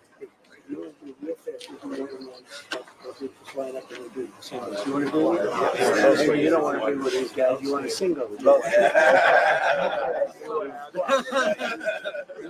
Let's pick a location. How about by the truck? And you line up, and we'll just do. Where's my guy? He's great. Dan, we're gonna go real fast. We'll do singles. All right, sir. Get everybody up to the line up here for me, guys. Line over here. Everybody gets a single. It's quick, down and dirty. Bro, Trump is on fire, bro. This dude is like making the Democrats wait. I don't know if you guys saw, but the Democrats are waiting for the press conference. Donald Trump is out here just taking pictures with everybody. He just look. The Democrats are down here waiting. Look, they're gonna be waiting there. This is gonna be too funny. I think Gavin Newsom is there now, waiting with the Democrats. So the Democrats, you better go get some food and a coffee because Donald Trump is taking his time. You guys are gonna be here waiting. And it looks as if they're going to do single pictures together with not only a group photo, but. Oh, that's too good. That is way too good. That's good TV. Hey, I told you guys, this is going to be good TV from now on. You're not going to want to miss out. All right, here we go. In his first day of official travel as president, Donald Trump started in North Carolina, and now he's in California meeting with firefighters and surveying the wildfire destruction, which is just breathtakingly bad. One homeowner just told him, "We need your help." Officials will brief the president in moments, and we're going to bring it to you live when they do. But first, we're getting the bad, hard criminals out. These are murderers. These are people that have been as bad as you get, as bad as anybody you've seen. We're taking them out first. well, the deportation flights, they've begun. Trump giving this group of illegal aliens a one-way ticket back to Guatemala. And these illegals arrived back in Mexico today with a message to anyone wanting to test this new administration. Hay mucha migra y todos están cayendo. No les recomiendo cruzar porque hay un chingo de... Spread the word. Don't come. And as ICE is trying to remove illegals, especially violent criminals, Democrats seem to be trying to help them stay in the United States. Well, and of course, they're using the same tired excuses. I just wonder if we ought to give fair warning to farmers and ranchers across America that if you have immigrant labor, you can expect federal agents to come and search your property. Can we expect this administration to be raiding farms and going after the immigrant farm workers? Well, first of all, if you have illegal labor, yes, you shouldn't have illegal labor. And that's just, it's the law. Is Dick Durbin not aware of that? I love that. Well, should we get... Yeah. You can't have illegals working for you. That's a law of the land. A buffoon. Now, this has been the left's... I told you guys, that's what they care about. You think these Democrats care about people? They don't care about these... They don't care about these migrants coming across the border. They just want to pick those crops. They just want people to pick those crops. You know what I'm saying? It's crazy. It's wild. What they're saying is that white Americans, black Americans are not capable of doing a job. That's what they're saying. But really what they're really saying is we rather not pay American wages. We rather pay people under the table. This is a corruption. Hopefully Donald Trump gets to the bottom of this. This is something that has happened in the United States for a very long time, where Americans got to suffer with not getting those jobs only because people are getting jobs under the table. And what's crazy about it is that that's what illegals are really here for. I mean, that's what Democrats don't really fight for. I never hear them talk about, what could be. You know, they always want to talk about negativity. But negativity is people working for $5, $4. Like, that's crazy. Working, I don't know. You guys let me know if I'm bugging. It is, to put it into a phrase, the nightmare is over, Laura. Before Biden left office just last week, there were thousands a day trying to cross into this country. And immediately it dropped to hundreds. Immediately. They got the message on the other side, don't come. Plus, the president has sent in military to back up what we've already been doing in Texas. We've spent over $12 billion trying to protect our own state in America. The Democrats are not competent at running anything, Laura. I don't want to politicize this. It's just the fact.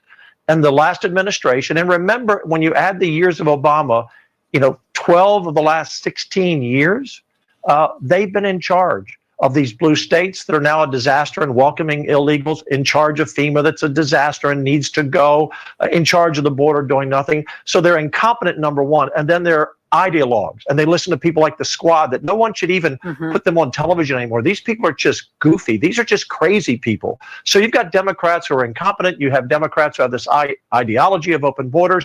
And so the president steps up, who is extremely confident. I know I've worked with him for 10 years now, and we had many disasters here. When he was here right away, Laura, the day after Hurricane Harvey, he takes charge, and that's what America has needed, and that's what the Democrats are not capable of. And when they put him in charge, they do everything they can to destroy the country. They're totally incompetent and wrong on every issue.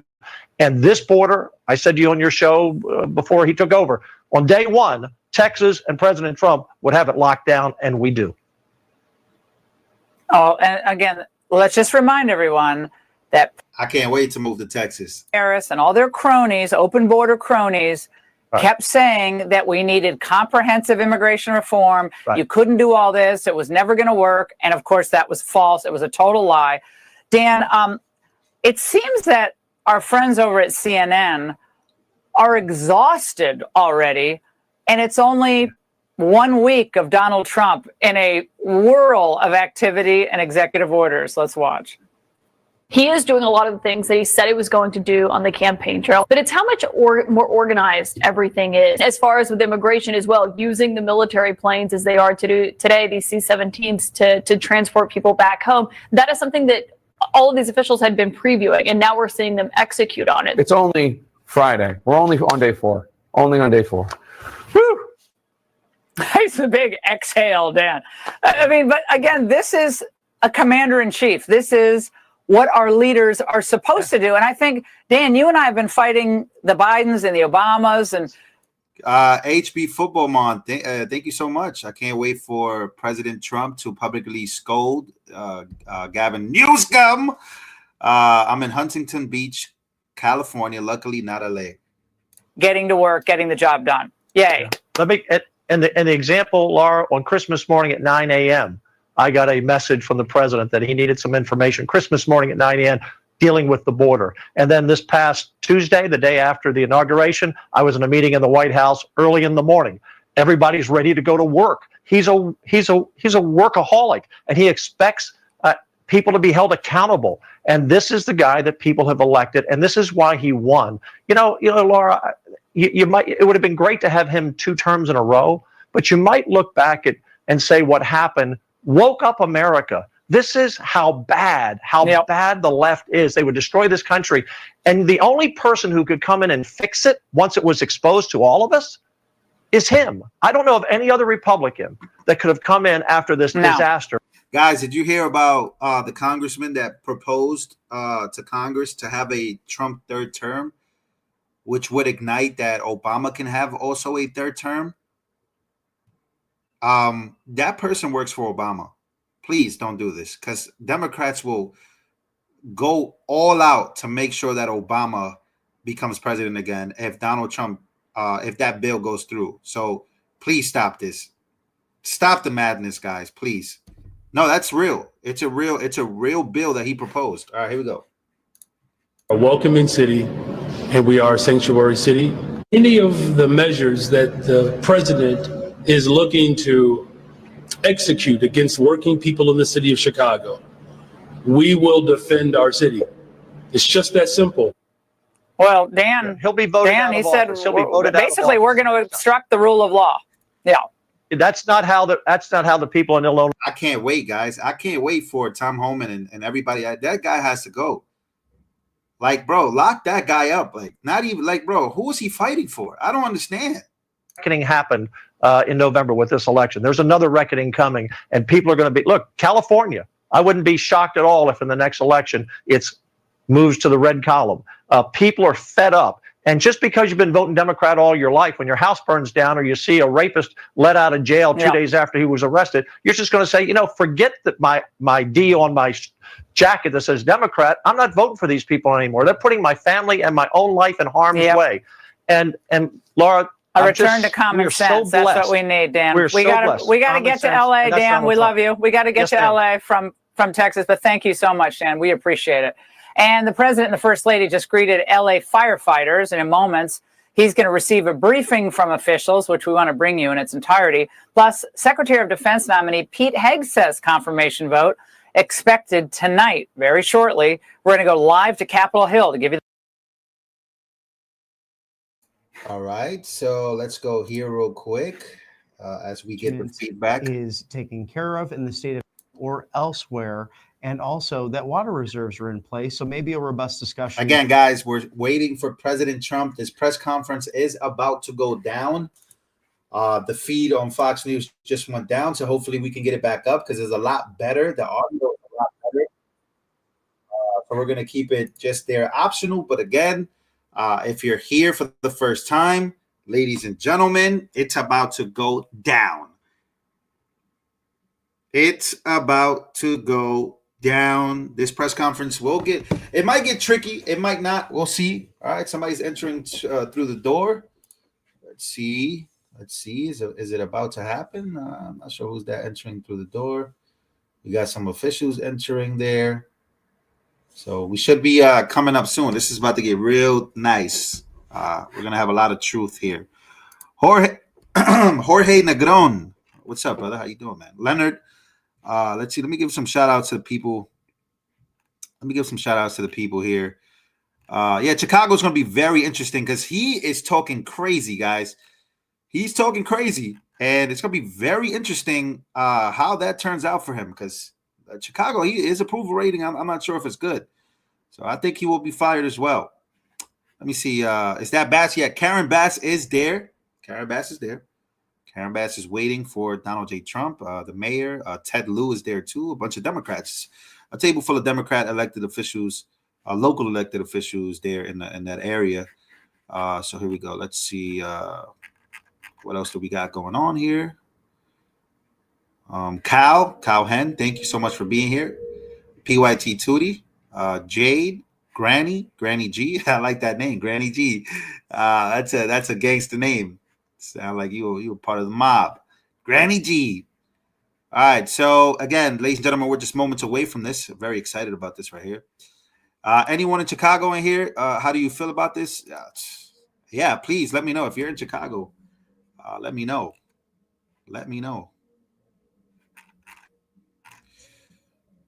All right.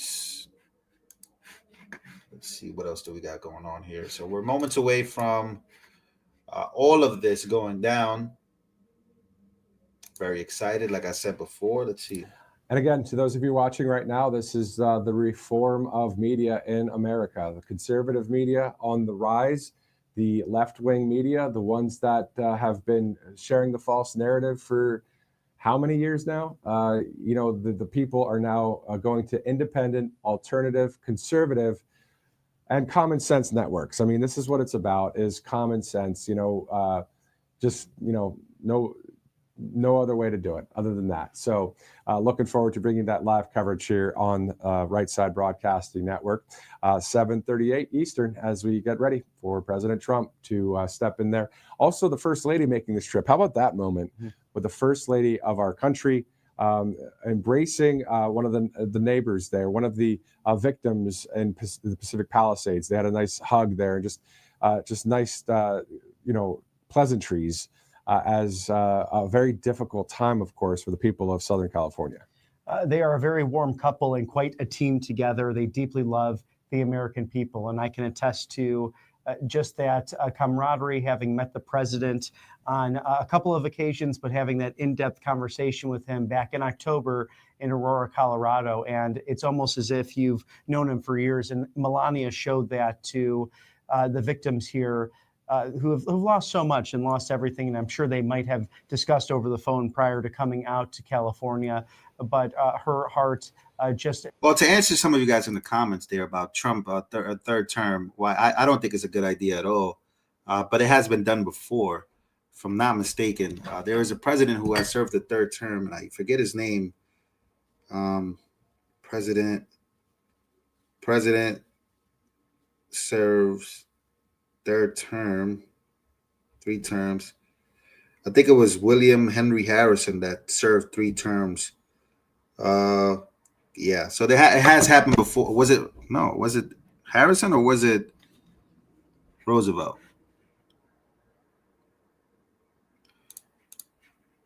I don't think you guys want to mess with that though, because you start getting, trust me, the rise of Obama again. Obama's still very young.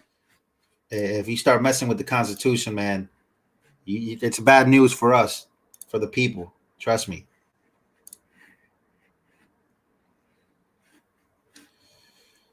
All right, guys. Still moments away, ladies and gentlemen. FDR served 3. Was it Roosevelt? FDR? All right, here we go.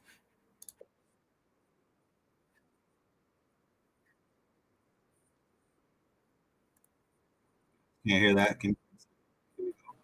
In moments, he's going to receive a briefing from the officials there.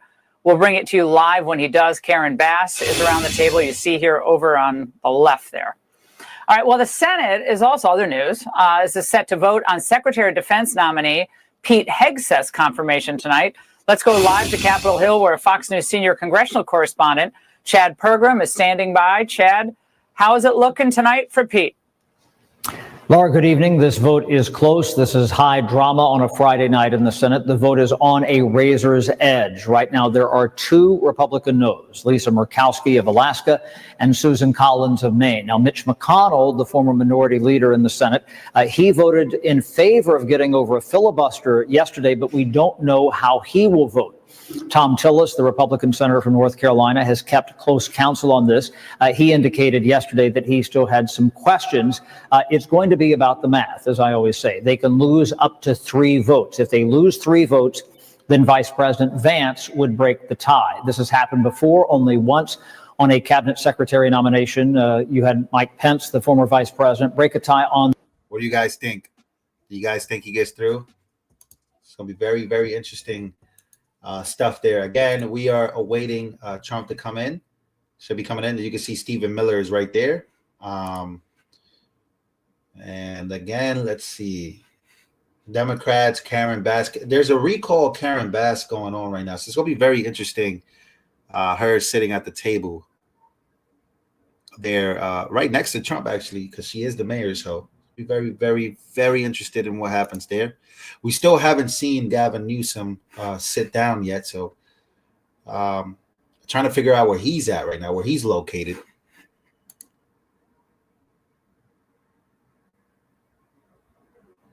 Yeah. So it's about to go down, guys. There's some people being let in. Wonder who they are. Okay. I'm going to be keeping an eye out on all of this. Here we go. Yeah. Look, I think that Gavin Newsom has shown himself to be such an empty denim shirt over the course of the past several months. I mean, this is a guy who, quite frankly, has so much national ambition, and yet he doesn't pay attention to the things that you ought to be paying attention to if you're the governor of a state. If he wants to be a chief executive who's able to export himself to the national level, then you can't just be somebody who's running around looking for media hits and where the most dangerous place to be is between him and a camera. The simple fact of whatever happened in California is that the buck stops here when it comes to Gavin Newsom.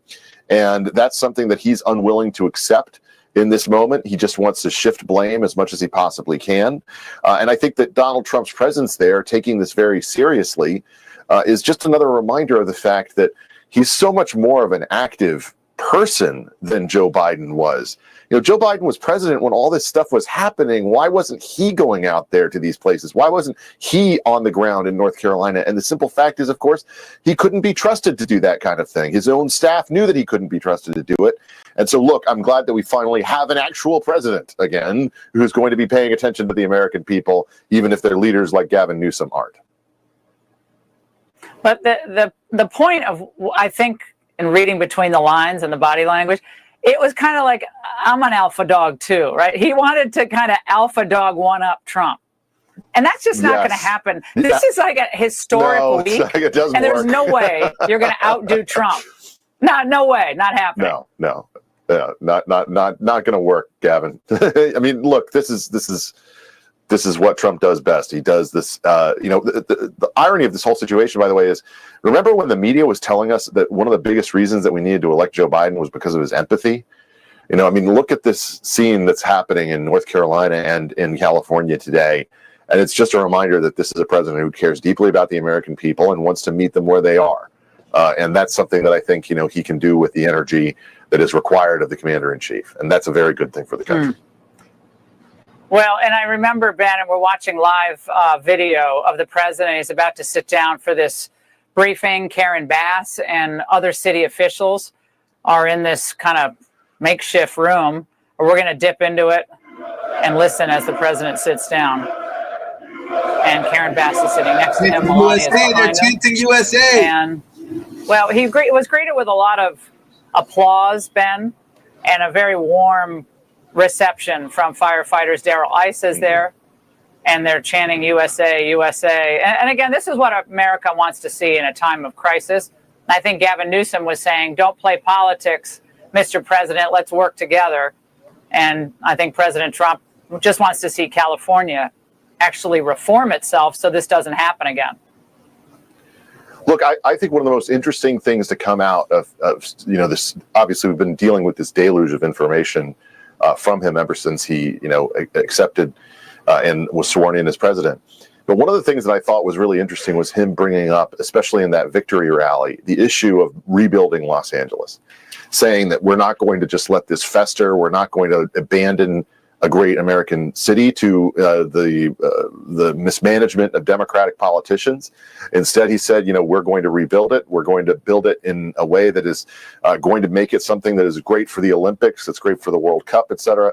And I think that's another sign of the approach that he has when disasters strike, which is to say, we're going to go back in there and we're going to, roll up our sleeves and get the job done. And that's something that I think is really encouraging and should be encouraging, even for Californians who don't like the president, even for Californians who voted for Kamala Harris, that he's someone who's dedicated to rebuilding Los Angeles and not just letting it die on the vine.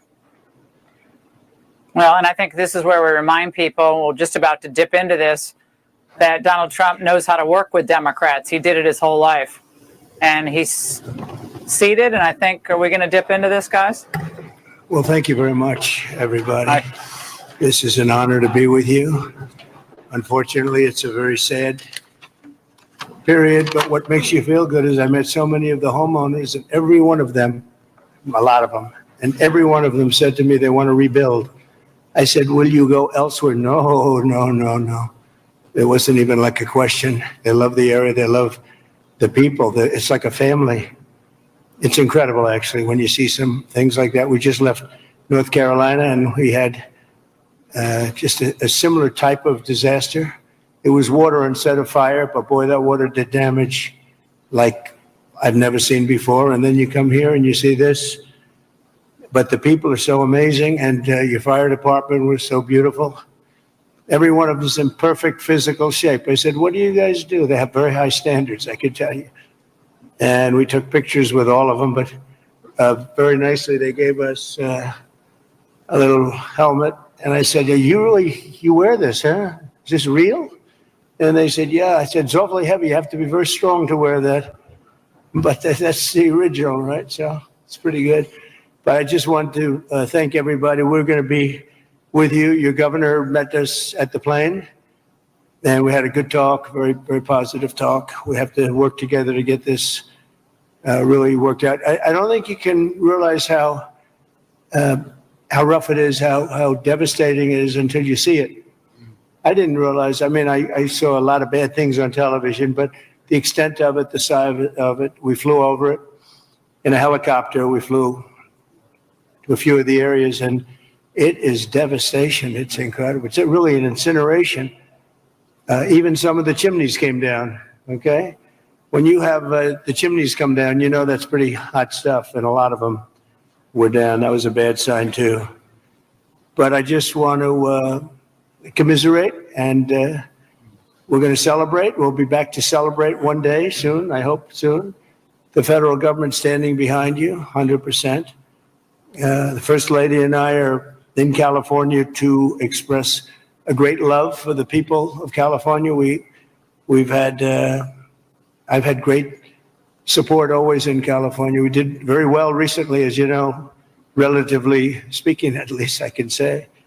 And it's been amazing. I have property in California, not too far away, actually, right up the road in Palos Verdes, a big property. And I've always loved it. I've always loved being here. But we have to grieve for the 28 Californians who have tragically perished. And sadly, you're going to be finding more. And that's going to be very sad because I know people are missing. And when you look at that kind of incineration, you know what's going to happen. You're going to find some more. But with all that we've gone through, I watched your firefighters. And they were really fighting at a big disadvantage. I got to know a lot of them just now, and they're incredible people. They were so happy they were saying, congratulations, sir. You know, they're thinking about country maybe even before this location that they all love. But I'm pleased to be joined by many of the great California leaders, both Democrat and Republican. And it's an honor to meet some of you I didn't know, but I know every one of you by name. LA County Supervisor Catherine Barger. Thank you, Catherine, very much. Mayor Karen Bass. Thank you, Karen. It's nice to meet you. Representatives Jay Obernolte. Where's Jay? Jay, hi, Jay. It's been a tough period, Jay, right? Vince Fong, Kevin Kiley, Vince and Kevin, hi. Hi, Vince. A man I know very well. I know him too well, actually. And I say that actually with love because he's actually been a great congressman for a long time, and he's a great leader, and he loves the area as much as anybody, right, Daryl? So Daryl Issa, young Kim, congratulations on an excellent career. I appreciate it. Another one I know pretty well is, to put it mildly, is Tom McClintock. And he's been with us for a long time. We have some interesting things going on in Washington. And it's an honor that you guys are here. Thank you, Daryl, very much, Tom. George Whitesides. Good, George. Thanks. It's a great name, too, by the way. Brad Sherman. Oh, I know Brad well. I know Brad, but that's all right. We're on the same side of this one. I know that. We'll work together, Brad, very well. A lot of respect. And Presidential Envoy Rick Grinnell, who's done a fantastic job for me over the years. He was ambassador to Germany, and he was fantastic. So 2.5 weeks ago, over 100-mile-an-hour winds transformed the Palisades fire and other areas, too, into absolute infernos of death and destruction. And this is already the most expensive natural disaster, they say, in American history. That's pretty amazing. The numbers are going to be staggering. Most importantly, we have to get it built, and we have to hopefully find as few people as possible. We have already too many, 28 at least, they say. We're going to work very hard with the mayor, the governor, the supervisor, and everybody, and get the resources behind you. We have some amazing people, and we have some amazing fighters for things like this. I also had the concept of getting some of the best developers in the country. I've had so many calls from developers, and they want to come in. They don't want anything. They just want to come in and help, and they really know how to get things done and get things built. I would ask that the local officials, because we're going to essentially waive all federal permits. We're going to have you go very quickly, because a federal permit can take 10 years. We're not going to do that. We don't want to take 10 days. I would.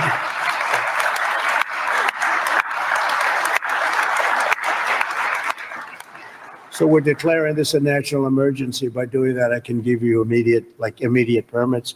I'd ask that the local permitting process be the same. Some of the people were saying they're going to be forced to wait 18 months for their permits, and I don't think you're going to do that. I can't imagine that. So they are literally in a position right now. They'd like to start tonight, and they'll clean their site. They'll do everything. They just want to start, and they were very concerned with the 18 months. So I'm sure you can get it down to, I would say, not even 18 days. They are ready, Mayor. They are ready to start. I met so many of them. The fire took place. It's nice and cool there now, and they want to start taking the debris. They want to take the debris. They want to do everything. They'll get rid of everything. They're going to do it by their own hand. And you're going to see some amazing things happen. So we're waiving the federal permits. Either waive them or give them to you so rapidly it's going to be essentially the same thing, but we're going to try and just waive them, and we'll rely on the local. But the local, I hope, is going to do the same exact thing. They're literally ready to start right away tonight. So if you could do almost the same thing or the same thing would be great. For a building permit, you're going to have to, check things out a little bit. A lot of them, every single one of them said they're going to rebuild. I didn't have one person say they're selling or they're leaving or they're disgusted. They love their community, and it's incredible. We even had one from your neck of the woods, right? Do you want to stand up? It was so nice the way she greeted my wife in a very different language, right? And it was very nice to see. And you're staying and you're going to rebuild and everything else. Yeah, everybody. So it's really good. So I'm signing an executive order to open up the pumps and valves in the north. We want to get that water pouring down here as quickly as possible and let hundreds of millions of gallons of water flow down into Southern California. And that'll be a big benefit to you. If you don't want it, you're going to tell me, but I can't imagine it. I tell you who does like it is the fire department. When I said that, they were very happy with that. They didn't mind hearing that. But we have a lot of water that is available. And I hope you can work that out among yourselves. But I think this will show that we have to have that water. We have to have that water. You're talking about unlimited water coming up from the Pacific Northwest, even coming up from parts of Canada. And it pours down naturally. It has for a million years. It pours down. You'll never run out. You'll never have shortages, and you won't have things like this. And when you do, you'll have a lot of water to put it out. So I'm going to ask that you figure that out. But I really strongly recommended this 7 years ago, and I think I'm going to just do it. If you have big problems, you're going to let me know, but I just can't even imagine it. But we're also surging federal resources and assistance to the state, and California must adopt the common sense policies to prevent fires. And we all know that. We were talking 7 or 8 years ago, I was talking to people from Austria, people from Finland, people that live in forests. One of the gentlemen, one of the top great leaders of Austria said, we don't have forest fires, and we have trees that are actually far more flammable than they have in California, but they literally rake their forests. They take down, if a tree comes down, they take it down. They say you have 18 months. After that, it's like a matchstick. And I know environmentally, some environmental groups like the trees to just melt into the ground, but when they do melt into the ground, they become an inferno. So I think you're going to have to change your ways in terms of that.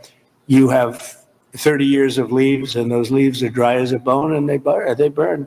Interestingly, because I was at Paradise, who is the general, right? Long time ago, I was at Paradise. What a beautiful paradise it was. And how is it doing, by the way? Are they rebuilding, right? Remember when he said, you were up here, President. I went there. I never saw anything like it. But you know what amazed me? I'll never forget it. The trees were okay because the trees are loaded with water. They suck that water out of the ground. And this was an inferno, just like, I would say no different than this. And it was also the wind that caused a lot of problem. I mean, you had tremendous winds that there's not a lot you're going to do with. You had up to 100-mile-an-hour winds. It's unheard of. But when I was in Paradise, I noticed that the trees, they were dark on the bottom, but they were absolutely living, and they lived because they're soaking wet. But the trees that were on the ground, within 12 to 18 months, they say 18 months at a maximum, you have to cut them up, take them away because they're matchsticks. But we saw that. You saw that with me. I commented at the time. I said, look at this. The house is burned down and the tree is standing, and it's, other than being a little different color on the bottom, and it went through an inferno. It's amazing. It's soaking wet. So I think they have to do it. It's called management of the floor. And when the gentleman from Austria and also Finland and other countries, they said we manage the forest floor very, very carefully, and we don't have forest fires. They just don't have them. He's roasting them right now, kindly. It's a great state. It's a fantastic place.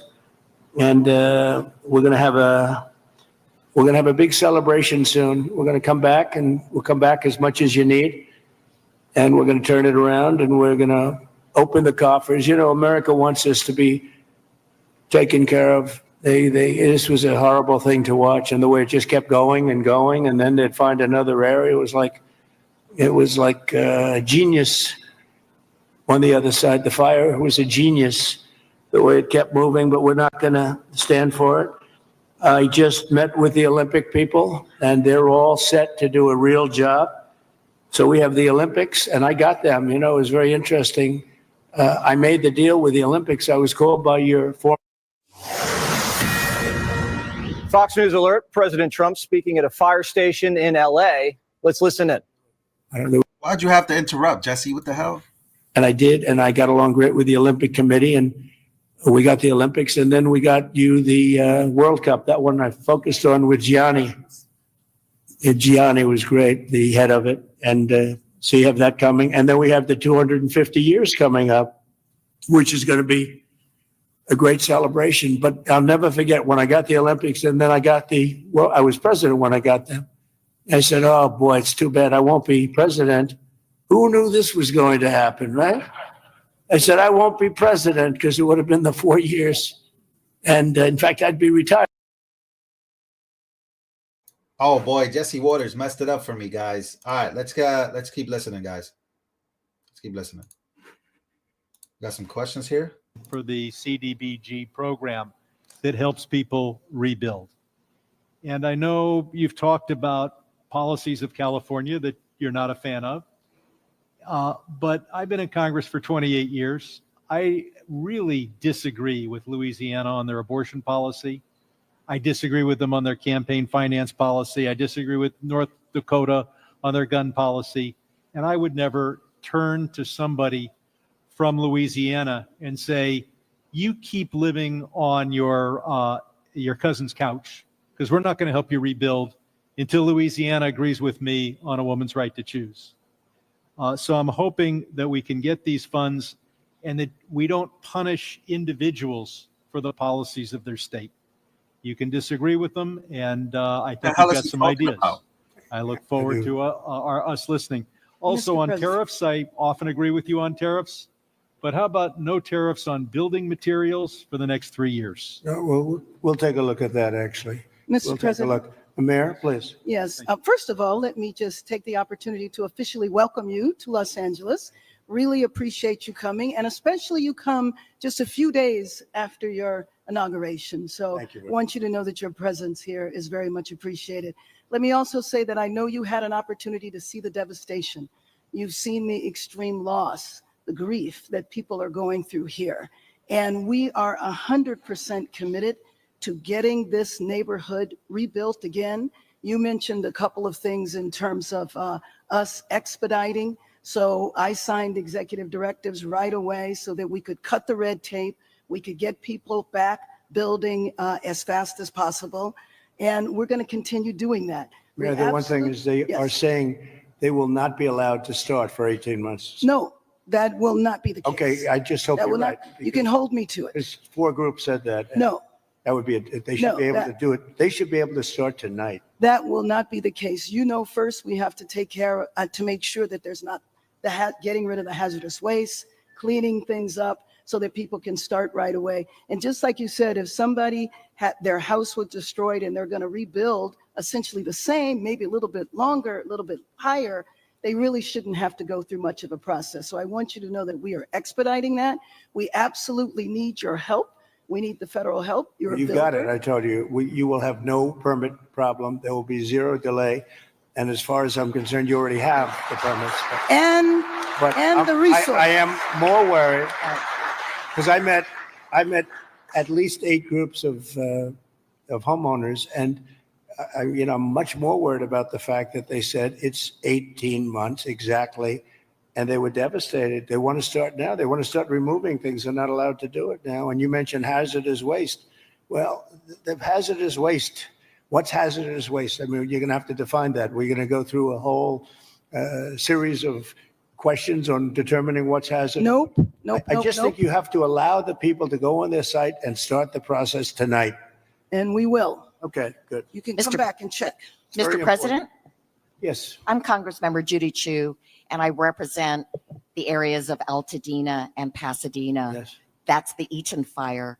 And there is a world of hurt there. I know that you've gone to the Palisades and you've seen the devastation, Right. but it's apocalyptic in Altadena. And thank goodness I have a partner with Supervisor Catherine Barger in working to help people get back to normal and to rebuild. But right now they have nothing. And there have been 9,500 structures burned. Most of the deaths have occurred in our area with the Eaton fire. And thousands of people are without homes. And these are working people. These are working class people. They are people like Dr. Jackie Jacobs, who was an educator all her life and then finally became the first Black administrator of her educational institution, Pasadena City College, and then retired, now 88 years old. And then her home of 30 years burned in Altadena. Yeah. She has nothing. She left with only the clothes on her back. She has nothing. And so they need this help. And I just want to make sure that you remember the people in Altadena and Pasadena, and that you can come there and see how terrible the devastation has been there so that they can get the help that they need. Just remember one thing, and I like the way you express yourself beautifully, actually, but I've only been here 3 days, and I'll do a great job. But we had another president, and this took place during the life of another president, not me. But I'm going to be the president that's going to help you fix it, because he would not have been able to help you fix it. Okay, so we'll take care of it. We'll take care of it, and we'll work closely. Yeah, we'll work closely, and I know your community was really devastated, incredibly. So we understand that. Thank you very much. Mr. President, I'm just going to follow up. Supervisor Yes, please, go ahead. Katzenberger, and I also represent Altadena. And what I tell people is, people of Altadena are the exact people you talked to when you were running. You've got individuals from every walk of life, and it is actually at one time was the only place African Americans could purchase homes. It was redlined. And so you've got a lot of generational wealth there. And one of the commitments I've made, and we've had meetings with some of your people in HUD that you've got there now, to work with them and work with your administration to see how we can help.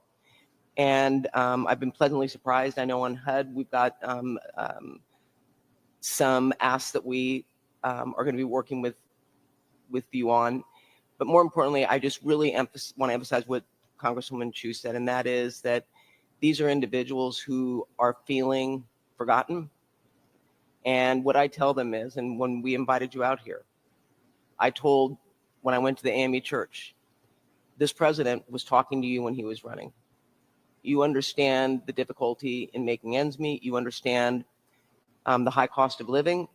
And now their biggest fear is that that's going to impact their ability to rebuild. And I have made them this commitment, because this is my last term, that for the next 4 years, you talk about 18 months.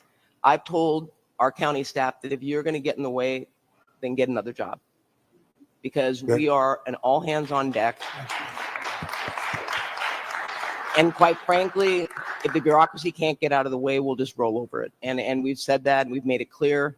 The governor's waived CEQA, which I feel should be completely reformed, if not eliminated. And if it's being eliminated for this, How are they doing with CEQA? how are they doing? How is it? What's been the attitude of the people running that whole situation? It adds sometimes years on to an application. Can't do it. Can't. No, and the governor's And waived- Coastal Commission also. He waived that. They're going to have to override the Coastal Commission, because I've dealt with the Coastal Commission for a long time, and they are considered the most difficult in the entire country. And we cannot have them play their games and wait 10 years to give somebody a permit. In fact, I'm going to override the Coastal Commission. I'm not going to let them get away with their antics. Well, Okay? Thank you. Thank you, David. Oh, it's getting real. Mr. President, I just want to thank you for your leadership on California water policy. You made it a priority from day one. For those of us in the Central Valley and Northern California, we have catastrophic wildfires as well. California is a wildfire-prone area, so ensuring reliable, stable water supplies is critical. And so your leadership, your executive order, moving more water, maximizing flows, throughout the state of California, building more water storage, more conveyance, coordinating the. It would have a great impact on, I know your area very well. It would have an unbelievable impact on your area. Absolutely. We just want to thank you for making it a priority. You know, even beyond the fire stuff, the farms. I was driving up with congressmen a few years ago because they were complaining they had no water. And I was driving up and you'll see all of this incredible land, but it's absolutely bone dry.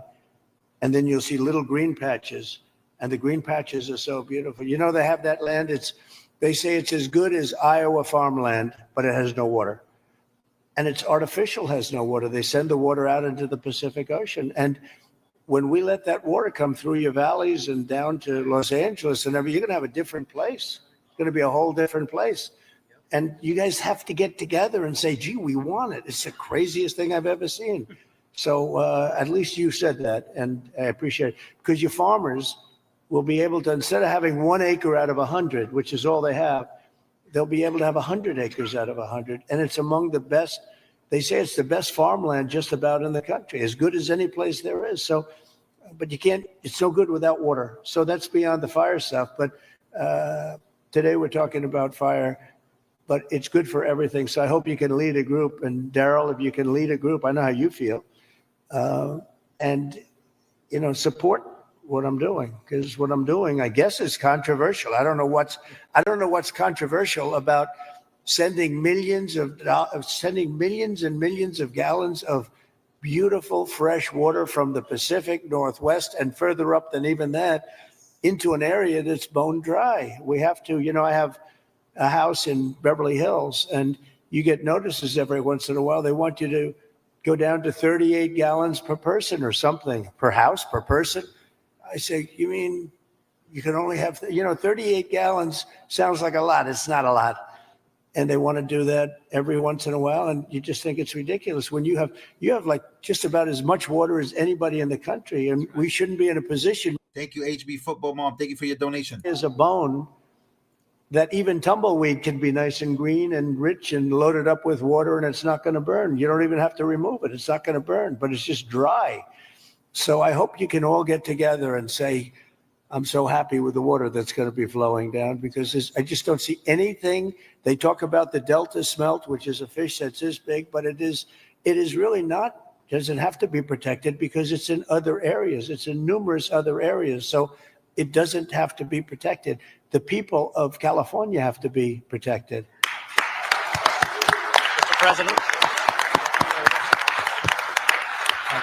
Mr. President, could I just speak for a moment? Kevin Kiley, California. Yes. First of all, you're absolutely right about the Coastal Commission. I've introduced legislation to rein them in. We've been talking with Rick about this. They're out of control. Absolutely out of control. It's insane the things they've been getting away with. I think they thrive on it, actually, if you don't know the truth. It's so ridiculous. That's right. They even tried to stop SpaceX from launching rockets. It's true.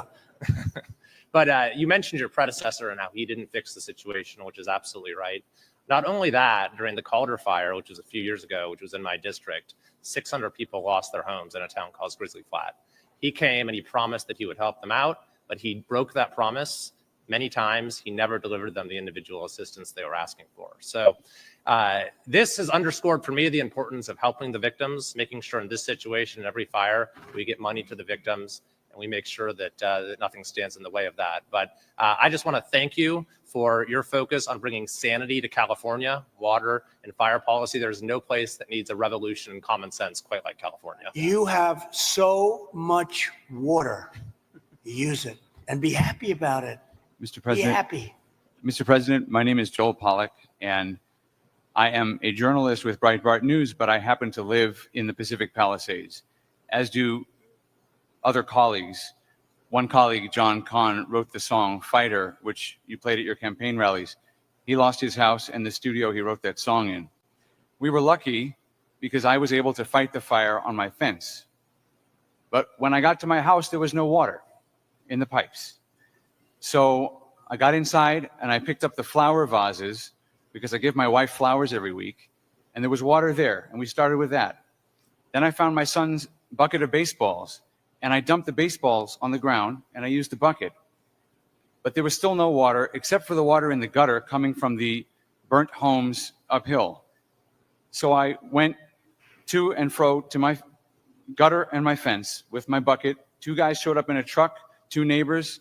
We found 2 more buckets, bucket after bucket after bucket. Many of my neighbors, including some here, tried to fight the fires. They couldn't. We were lucky our house was saved. But we should not have to rely on buckets to put out a fire. That's right. You can't stop an 80-mile-per-hour wind or 100-mile-per-hour wind, but there were many things that went. Oh my God, I know why Gavin Newsom is not there right now.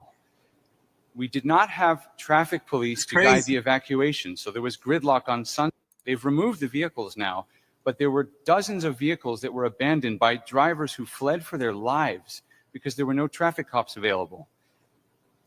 The fire department wasn't pre-deployed, even though there was an extreme wind event coming. And many of my neighbors lost their fire insurance in the days before the blaze. So I asked my neighbors, what would they want to know if I could ask the president a question? And the number one thing was insurance. Can you work with the insurance companies to get people back to where they were before they lost the coverage because of California's regulations? And can you make California change its rules so that when we build again, we can get fire insurance and we don't have to worry? And there's one other point I want to make. I really appreciate my congressman advocating for money. We need the money from the federal government. But I also understand Americans who are tired of spending money on California and disasters happen, and the California government passes $50 million to oppose your policies. So they have $50 million for that, but not for moving people into rental homes or helping people relocate or rebuild. I would like to ask you to follow the 9/11 Commission precedent and appoint a special master to watch the money, to make sure that every federal dollar that gets spent here is spent on fire relief and rebuilding and not on everything else. Good idea. Here's a good one right over here. I don't know if you. Bro, this guy's very busy. bro. Ambassador to Germany. This Jewish guy is He was fantastic.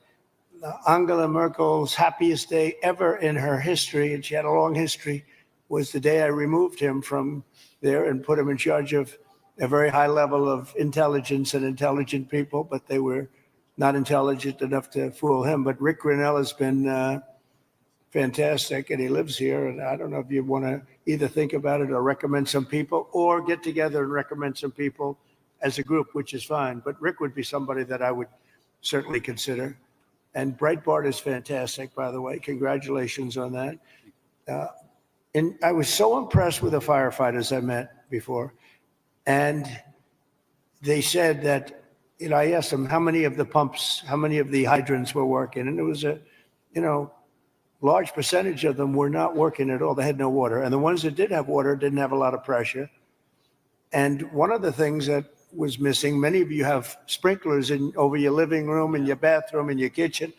I mean, if those sprinklers worked with some pressure, you would have had a much different outcome. So we're going to work on that. I think in terms of that, Rick Grinnell would be good, or Rick, you'll head up a group of people that would recommend a few people to me, maybe a commission, set up a commission. I like it because we're talking about a lot of money.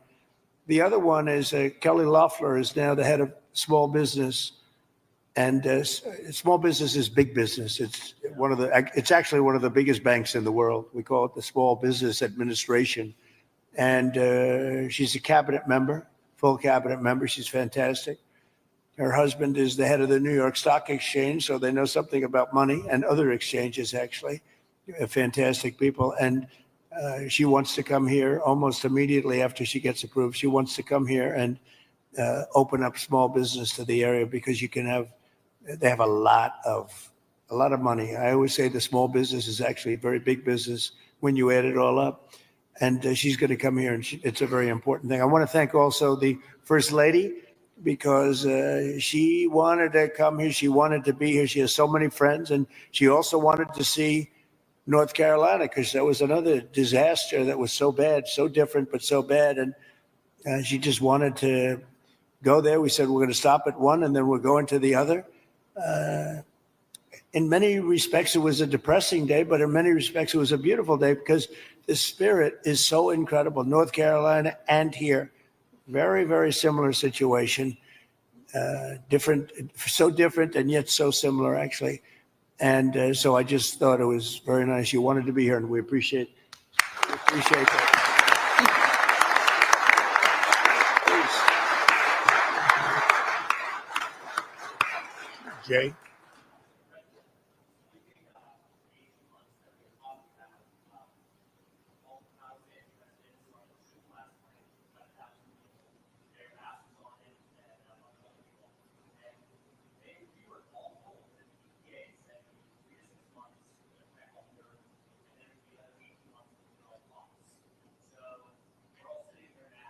Is that local?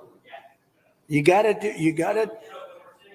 I don't want to be the only one to give you permits like in one day, and then I find out that the cities, the towns, and the state is not going to give you permits. And you know, the problem with permits, it only takes one. You might need 7 different permits. You shouldn't have any at this point. You should just let them build. And you know, you're only as good as the weakest one. So if you have one that's going to hold you up, but the others are going to give it to you in 24 hours, it's not going to help you very much. So they have to work on that.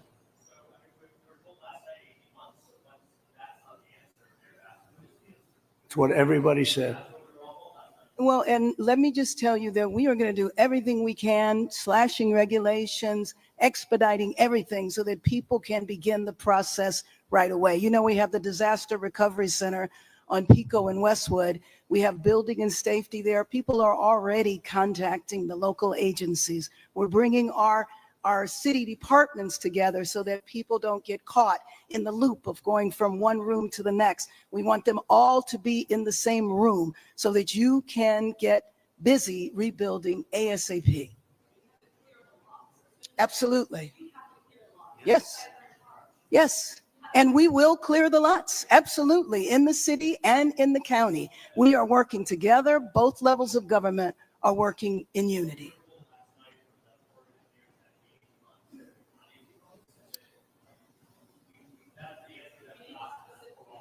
Yes.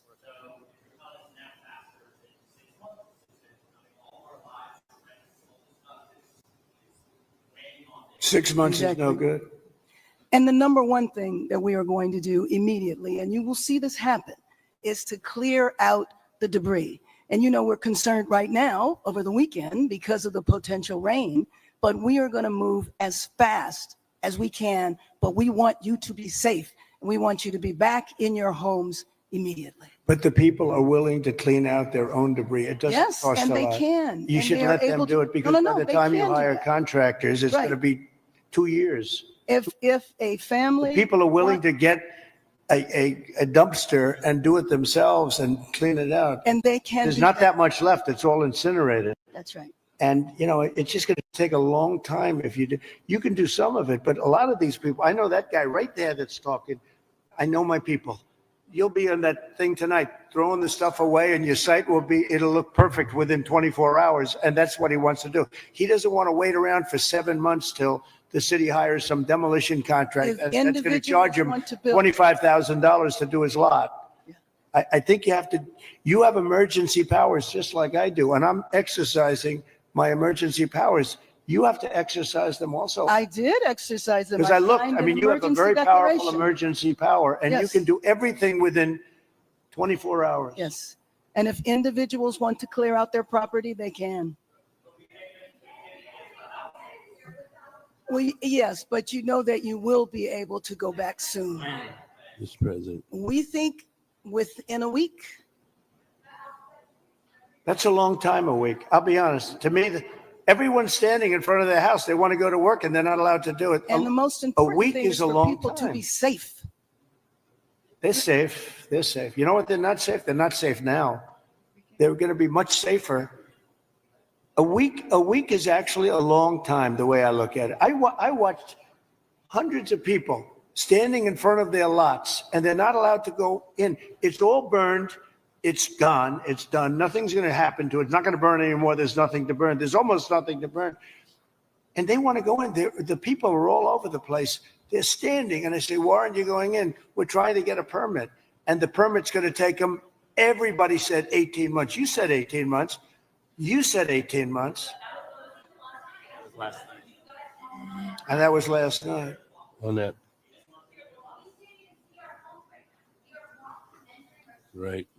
Things are picking up, guys. Things are picking up. Mr. I told you we'll get like this. We're going to be together next week, and during the interim, many of us are involved in, and Tom McClintock, who you know has been an expert on this for years. That's right. We are going to be putting conditions on the money that do two things: require that it be done timely and affordable, and then secondly, that we protect those who will come afterwards. As we speak, there are 6,000 acres burning in my district on the Mexican border. There will be more fires until we include in any disaster relief items which will prevent it or at least mitigate it from happening again. So you're going to see us proposing both of those. Like water. Little things like water. You know, the party of common sense. See, we're the party of common sense. You're not, in all fairness. Yes, sir. We like water to put out fires. It's really quite efficient. All right. Thank you, Mr. President. Mr. President, I'm Jay Obernolte. My district is just a bit east of here. Yep. And you were talking about the need to better manage our forests and our wildlands to prevent this from happening again. And you were so right about that. Just last year, a couple months ago in October, they put out a fire. The line fire in my district was over twice as big as the Palisades fire. And they put it out less than a mile from my house in an area where we had done thinning, and they stopped the fire, Mr. President, on a fire break that we had built a couple of years ago. Right. We have an area just on the other side of my community that hasn't been thinned in decades because it's being held up by a lawsuit from an environmental group that says we're going to reduce habitat. Mr. President, we need to, in addition to getting resources and boots on the ground to do this treatment, we need to reform our legal system to prevent these lawsuits from tying up these projects for years and years and years. And not to say that the merit shouldn't be heard, but we need to hear them and we need to move on, resolve them. Is this a state group, state or federal group? This is a local group, actually, Mr. President, but they have help from the state. They use the environment to make themselves feel good, and they're destroying our country. And you've got to, at some point, you've got to put your foot down. I know exactly what you're talking. You have local and state groups, and you have federal groups too. And you got to fight them the right way, because you'll never, even if the mayor gives, you're going to have a local group come in and sue. You're not allowed to go on your property. They're going to talk about asbestos and every other thing. They want to go on their property and they want to clean out their property. And you cannot let anything get in their way. And you'll have this place built up quickly, beautiful. It'll be more beautiful than before. And I would do one other thing. I'd give them a 10%, 15% bonus on their house because they went through hell. And they should be allowed to build a little bit, give them a little bit lot line bonus, give them a bonus on size, maybe a little bonus on height. They went through hell. You know, some of them had houses where they were restricted. They have to have an 8-foot ceiling. You let them have a 10-foot ceiling. Let them build a nice house, a nicer house than they had before. But I would give them a 10 or a 15% bonus on their plans. And I think it would be very well received, because they'll be able to build a little bit nicer house. Do you like that idea, by the way? They deserve it. Because you know what? It's not their fault that this fire took place. This fire took place, could have been stopped. It's not their fault. It's not the homeowner's fault. And I think they should be entitled to a bonus on their house. Okay. Mr. President. Sir, go ahead. Thank you. Some good news from Paradise. We stood together there 6 years ago, along with the governor. That was so terrible. That 3,400 homes have been rebuilt out of the 18,000 lost, and there's 400 more in the wings. And so FEMA was very helpful. Now my colleague who has Altadena here, probably a very similar situation. Clearing the lots, they're probably going to have to clear about a foot worth of soil underneath those foundations to get the toxicity out. So they'll need a lot of help. Those are working class folks in Altadena. And we did a good job with you And people. FEMA was extremely helpful. Yep. 30,000. That was the old days when FEMA was good. FEMA's no good anymore. Yeah. That was when we ran it. FEMA was very good, but now FEMA's not good. We got to get them on track. But on the water, thanks so much for your strong efforts on that. Right now, Lake Shasta, which is my district, is dumping more water than what is coming in. So is Folsom Lake. And those are federal projects that should be building up, because we're latter January here. And you can't count on the rain and the snow coming every year.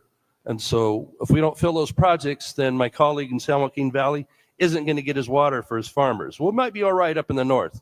They aren't going to get it. And then the water needs to go through aqueduct for Southern Cal to refill maybe the Santa Ynez Reservoir that was empty during this. You know, you don't even need reservoirs. With the water coming down, you don't need the reservoir. You have so much water, you don't need it. You only have reservoirs because you're trying to hold water. But you have natural water coming down along the coast. It's for a million years it's been coming. You know that, right? Yeah. In addition to that, you have a lot of half pipe. In other words, you have the half pipe that's built and it hasn't been used. You see, it's bone dry.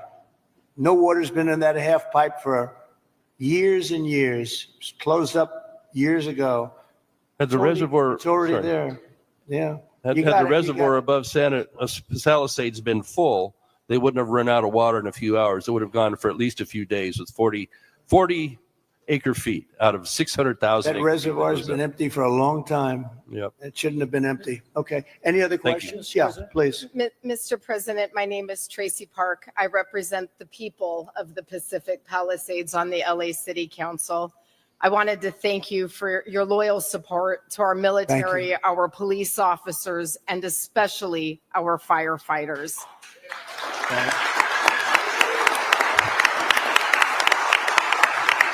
Thank you. Thank you. My top priority going forward is to get these men and women home as soon as possible and open up the pathway to begin their rebuilding process. It was the Army Corps of Engineers who announced last night that it would be 18 months. I am fully committed to doing my part on the ground with our state agencies and our city and our county partners to speed this up. Good. I just ask for your ongoing partnership with FEMA and the EPA and our other federal agencies to make sure that we have a commitment across all layers of government to get these people back home. Thank you, sir. I do. Thank you very much. It's well said. I do have to say FEMA is a big disappointment. We had it working well. We had great people, but FEMA is not good anymore. What FEMA did in North Carolina, you know, they still haven't even gone to certain areas. They don't know what they're doing. And I say, you don't need FEMA. You need a good state government. And when you have a problem in Los Angeles or when you have a problem even in the state of California, you have your own, essentially FEMA. You fix it yourself. You don't have somebody coming in from a state where they have no idea, like Florida. They come in from hurricanes. They have people staying in Alaska. And now they see, oh, this is very nice. But by the time they get familiar with it, they don't know anything. The FEMA is a very expensive, in my opinion, mostly failed situation. We had great people. We did some great jobs. But each state should take care of their problem and get money from the federal government. It would be so much better, so much more efficient. So we're looking at that because we have had, and you're going to have problems with FEMA too. You've already had problems with FEMA. FEMA doesn't even show up. It takes weeks before they even show up. And what happens is the state then relies on FEMA and nobody does anything because FEMA doesn't show up. So it's not a good situation. So we'll make some recommendations on that.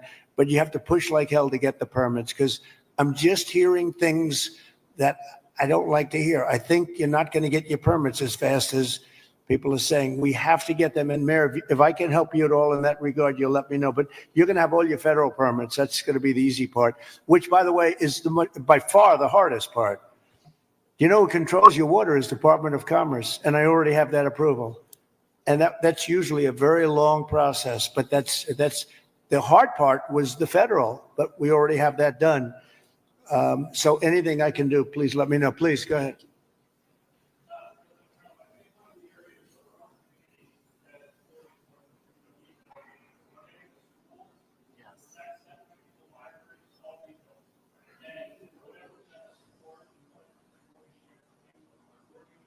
You lost all your schools. You lost your 4 schools?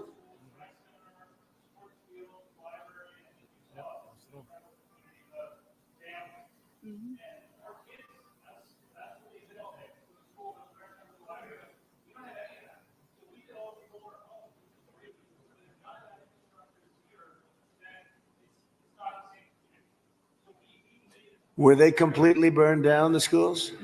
Wow. All of them? All of them?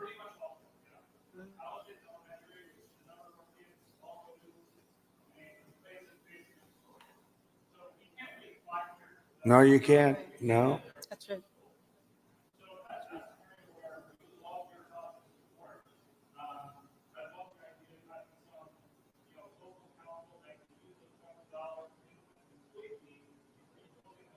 Well, I'm going to ask Rick to set, I think right from this table, you might put a couple of the fire guys back there on that I just met, okay?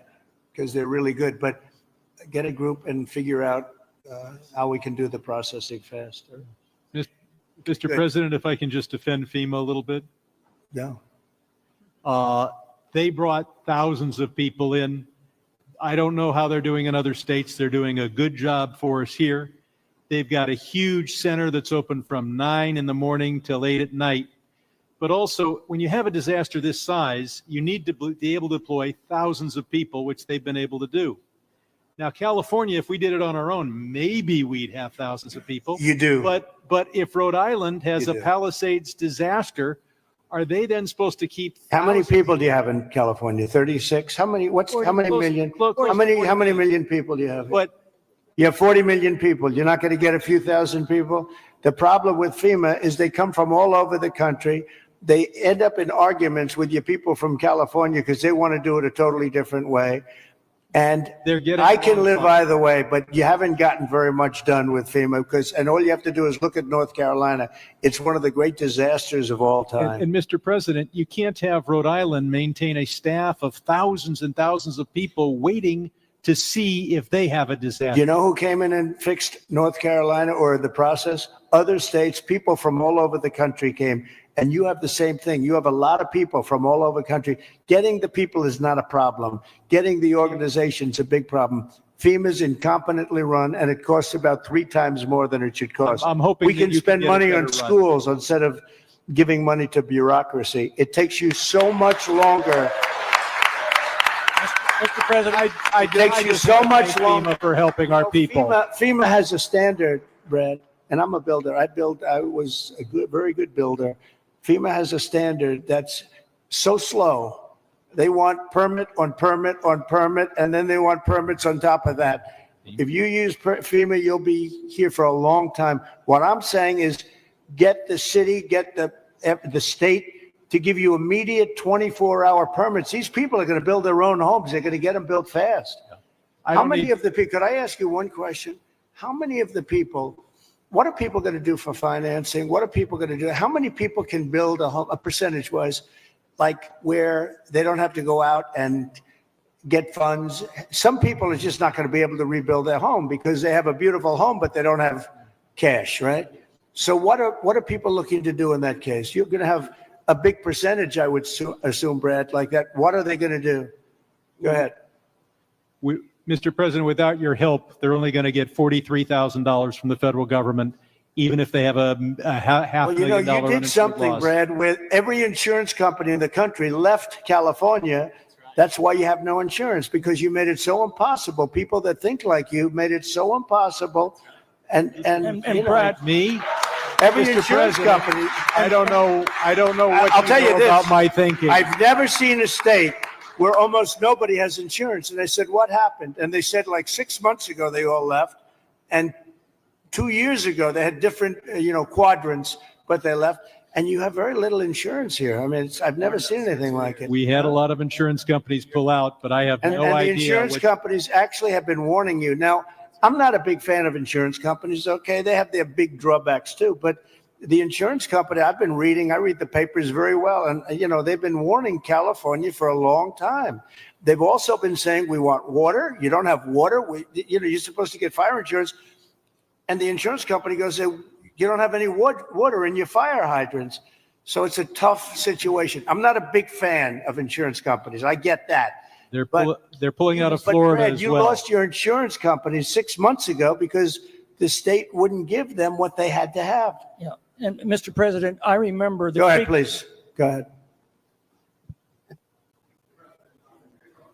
I'm Ed Ring from the California Policy Center, and in the matter of prevention of fires, in the matter of the cost of rebuilding, both of which affect insurance rates, I think one, to support something one of the other participants said, a reform you might consider, and it could be an act of Congress, is that the losers in environmentalist lawsuits pays the legal fees. And I think that would be a big step in the right direction.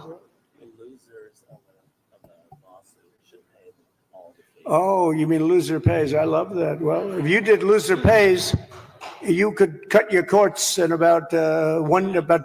you could cut them down about 90%. Loser pays. You know what would also benefit? Medical. If you had loser pays for medical, your medical costs would go down by 50%.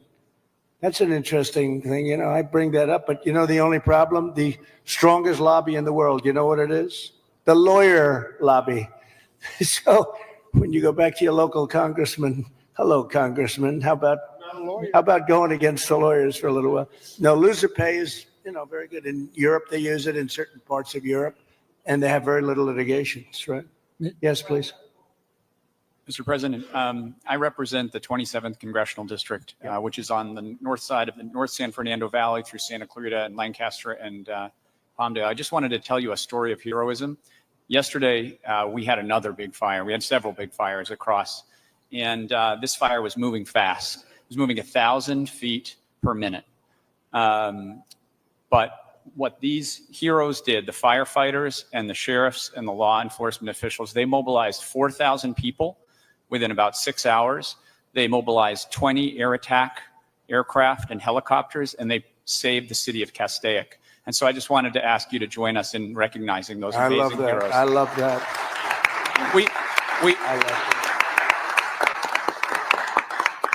I think the thing that we all, and I'm very encouraged by your words, we're all here to help the folks here. Yep, right? That's right. And your words about building quickly, building well, but building quickly is what I think we are all here to do. And I think if we can take that spirit out of today, it is really important that you and your wife are here. If we can take that spirit, we're going to help these people as quickly as possible, get them back on their feet, and recreate these amazing communities that we have here. And you'll take the word spirit, such a great word, such an important word. You'll take their guts away. You'll take their spirit away if you don't give them the permits. You're going to take their guts. They're going to say, all of a sudden they'll start looking for houses, and your whole thing is going to blow up on you. These people want to get going. This place can go quickly, but you don't want to take their spirit away, and that will take their spirit away. So you're 100% right. Yes, sir. Thank you.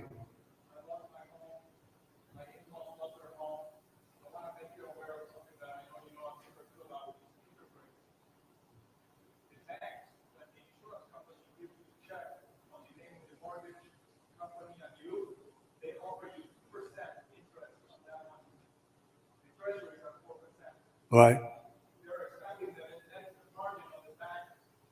That's right. Oh, you noticed that. Oh, look at this guy. He studies that. No, Bank of America, they're not nice. Sounds very nice. The Bank of America, they're not nice.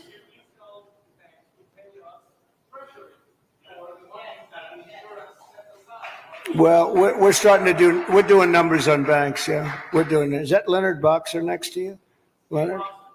Huh? We have Leonard, there's Skip. I have them all here, huh? Look at Skip. I haven't seen you in a long time. He used to be a very good golfer. You still a good golfer? Huh? And he's a good guy, too. Hi, Skip. You got them all, huh? Got Leonard, Skip.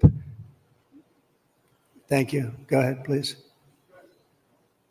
Mr. President, I just wanted to say Paradise is coming back because of the help that you gave us. And we really want to thank you for that. And that's why we're here also, is because we want to help our we did a good job with Paradise, didn't we? What a fire that was. It was a terrible we fire. had many people were found, and only the certain type of German Shepherd could even find it, right? You could not tell. The dog would go right up. There's the body. And the incineration was so horrible. So horrible. And when we see the same devastation. So Paradise is going good, right? It's going good. We're coming back. Yeah, and it's because of the help, and we want to help our brothers and sisters here in LA to come back too. And I know that's what you're going to do. And so we really appreciate that. But from Paradise to the Palisades, the problem is fuel. It's the fuel, the vegetation, the dry grasses, the chaparral, there's a tremendous amount of it, and we're You not. got to remove it. You got to remove it, and you got to remove it, and you got to do the other things that we've said 10 times. I mean, you Right. got to remove it. You just can't have it. I see it we're- even now. I saw the fire. We flew over it, and you got a lot of dry stuff. It's bone dry.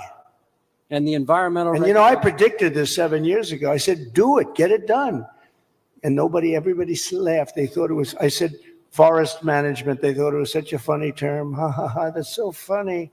Now it's not funny anymore. You know, we were right. It's number one cause of these fires. Number one cause. You wouldn't have any fires. Right. And if we just remove those environmental regulations, NEPA, CEQA at the state level, that get in the way of us doing those projects. It's all a con job, you know that, right? It's all Berry a Creek, big con the job. town of Berry Creek in my district. Yeah. CEQA stopped them from doing a fuel reduction project. They said 18 months. That's where 18 months comes from, because at least 18 months on a CEQA review. That community is no longer here today because of the North Complex fire. We didn't build that project. We need to make sure that never happens again. We have to stop those things from happening so we don't have. Well, it will happen in here. Palisades. Unless you're very strong as a group of people and demand that you have the right to go onto your property and start the process immediately, like tomorrow. How many people did I see on your street where they're standing in front of their lot?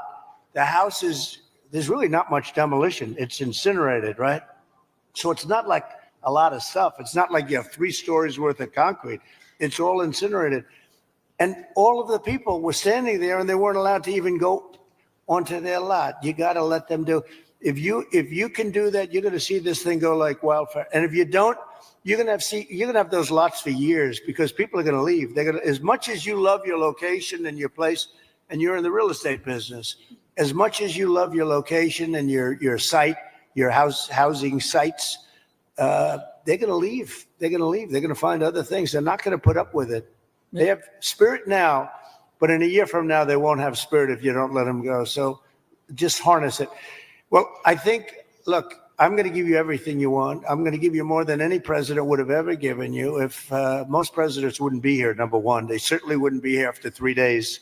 They would not be here. I can tell you that. And we're going to override all of permitting. The only thing you have to do is get your state people, which should be very easy because that's literally so easy to do. And I know the mayor, and I know she's working very hard, but she's got very powerful emergency. It's called an emergency petition, and you can petition very quickly. And I just hope you can give them, because it's very rare that the federal government would be ahead of the state government, because the federal permits are much tougher. But you essentially already have your permits. You can just go and go wild. Brad, as soon as you can get those permits, whatever you can do, if you can put that genius of yours to work on getting a permit, you'll be doing much better than some of the other things you've said, okay? But we do appreciate you. So, Mayor, could I just leave you with that? It's a big permitting deal. We're going to be back, and I'm going to put Rick in charge of just representing me for a period of time until we figure out exactly who we want to do it, whether we want a commission or an individual. You know, if you have a good individual, if you have a really good individual, and they are rare, but if you have a really good individual, it's always better than a commission, because a commission gets bogged down a little bit, Daryl, right? So it's if you had the right individual. And I know we do. We have a lot of great individuals in this community, but it's an honor to be with you. It was an honor to be with your firemen before and your policemen. We met some great people, and these are people that are leaders, and they're just fantastic. It's a fantastic group of people, and they were very brave. I want to tell you, your fire people are so well thought of. You had big fires, and it was hard to put them out, but boy, were they brave. They were really fighting against a tough thing, and everybody in the country knows it. Everybody in the country knows it. And it was an honor to be with you. So I'll be back, and we'll work very hard. And I hope you guys can start doing your cleanup starting like tomorrow at around 12 o'clock, okay? Thank you all very much. Thank you very much. Thank you. Thanks, Brad.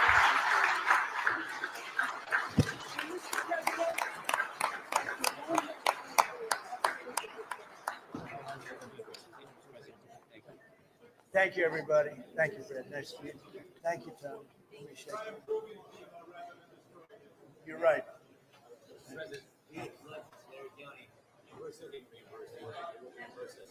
Good. It'll work out. It's gonna work out. Congratulations. Thank you. Forward to you coming back.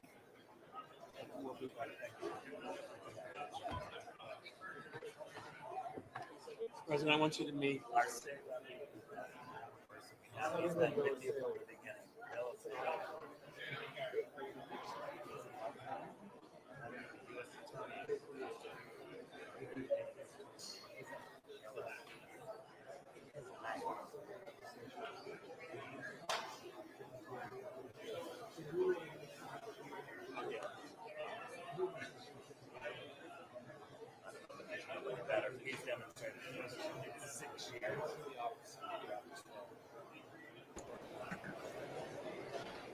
Interesting conversations here as we're overhearing, but we overheard Mayor Karen Bass. Whoa, excuse me. I was eating. Excuse me. That was loud. Mayor Karen Bass basically, guys, all these people are kissing up to Trump. They talk all this stuff about Trump, but man, I've never seen people get in line. First of all, this was a masterclass.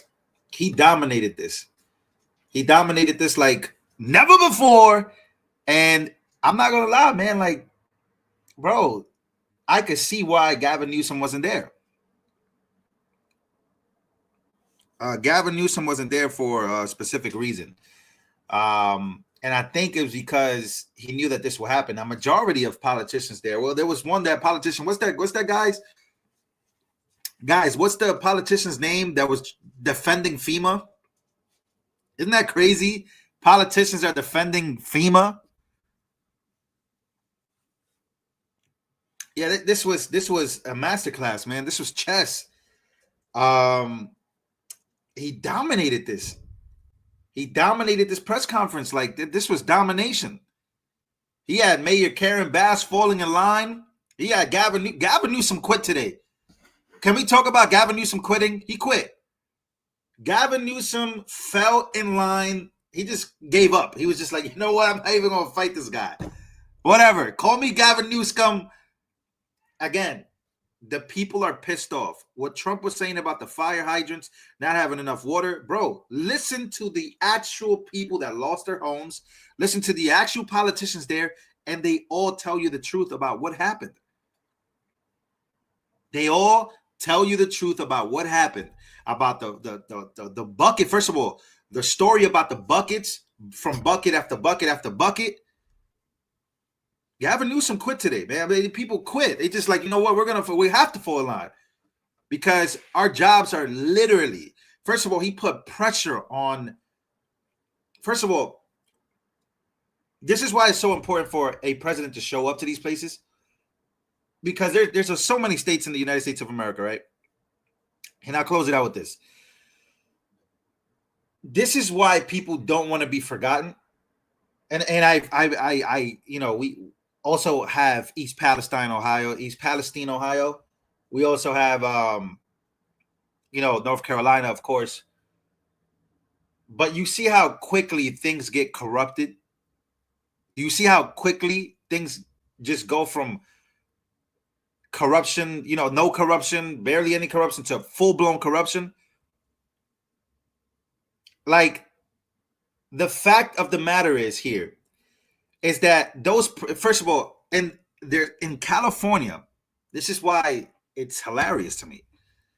You need a permit to go into your property. A permit that might take 18 months for you to clean up your property. And Donald Trump is basically saying, look, I'm not a fan of the insurance companies. What Donald Trump did here is a masterclass on day 4 of his presidency. Ladies and gentlemen, I told you guys, it's going to be a long 4 years, but a very good long 4 years. Nothing but the breaking news here on this channel. So Donald Trump basically pushing for people to be let in their properties to clean up and do what they want and build. Crazy. So make sure to smash the like button. If you haven't smashed the like button, how many likes do we got?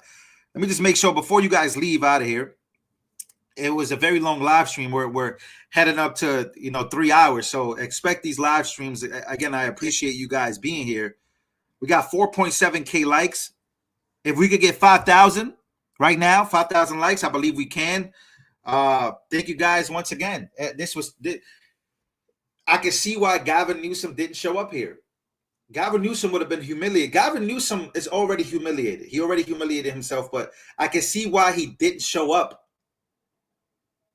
to this press conference. I would expect him to be there, but he wasn't there, and I could see why he wasn't there.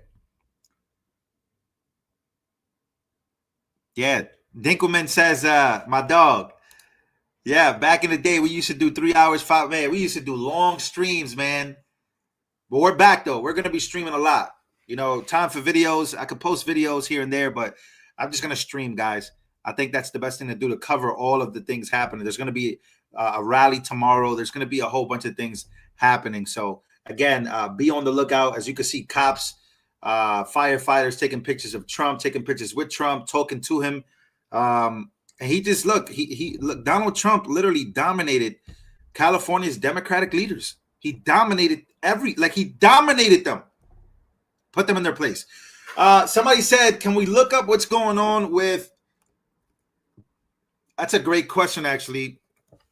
What's going on with the confirmation of Pete Hegseth? Great question. Thank you for asking. Let me go and take a look at Fox News, because Fox has usually everything here. Your Republican source, and they said, quote, they are feeling good, but this is coming down to the wire. I should note that Vice President J.D. Vance is not here yet. We were expecting him to come potentially to break a possible tie vote on the Senate floor. That vote should be starting anytime here in the next 2 or 3 minutes. Roger Wicker, the Republican senator from Mississippi, who chairs the Armed Services Committee, who has been charged with shepherding through the Hegseth nomination, he is speaking on the Senate floor right now. We know that they're going to lose 2 votes so far, Lisa Murkowski and Susan Collins. And right now it appears that J.D. Vance is arriving at the Capitol. So if they lose 1 more vote, it's 50-50, and you could have Vance break a tie in the Senate. If they lose 4, then that's a problem. And there's been a lot of questions tonight about Tom Tillis, the Republican senator from North Carolina, whether or not he's on the fence. Guys, back to you. All right, Chad, thanks. Let's bring in Fox News contributor Lisa Booth and Fox and. All right, guys. Interesting. No news yet. I'm not sure how it's looking. I'm not sure. Not sure what's going to happen tonight. So maybe Pete gets, through today, but I know that Trump has said that he will explore using research appointments, which I think would probably be necessary in some of these with Tulsi Gabbard and RFK and maybe Pete. So again, we're going to be on the lookout on that on this channel. Once again, ladies and gentlemen, I appreciate you guys being here. You could be anywhere. You could be anywhere, guys. You could be in a million other channels showing all of this. You could be there, but you're here, and I appreciate you. And for that, I want to say thank you very much, ladies and gentlemen. I love you guys, and I'll see you guys on the next one.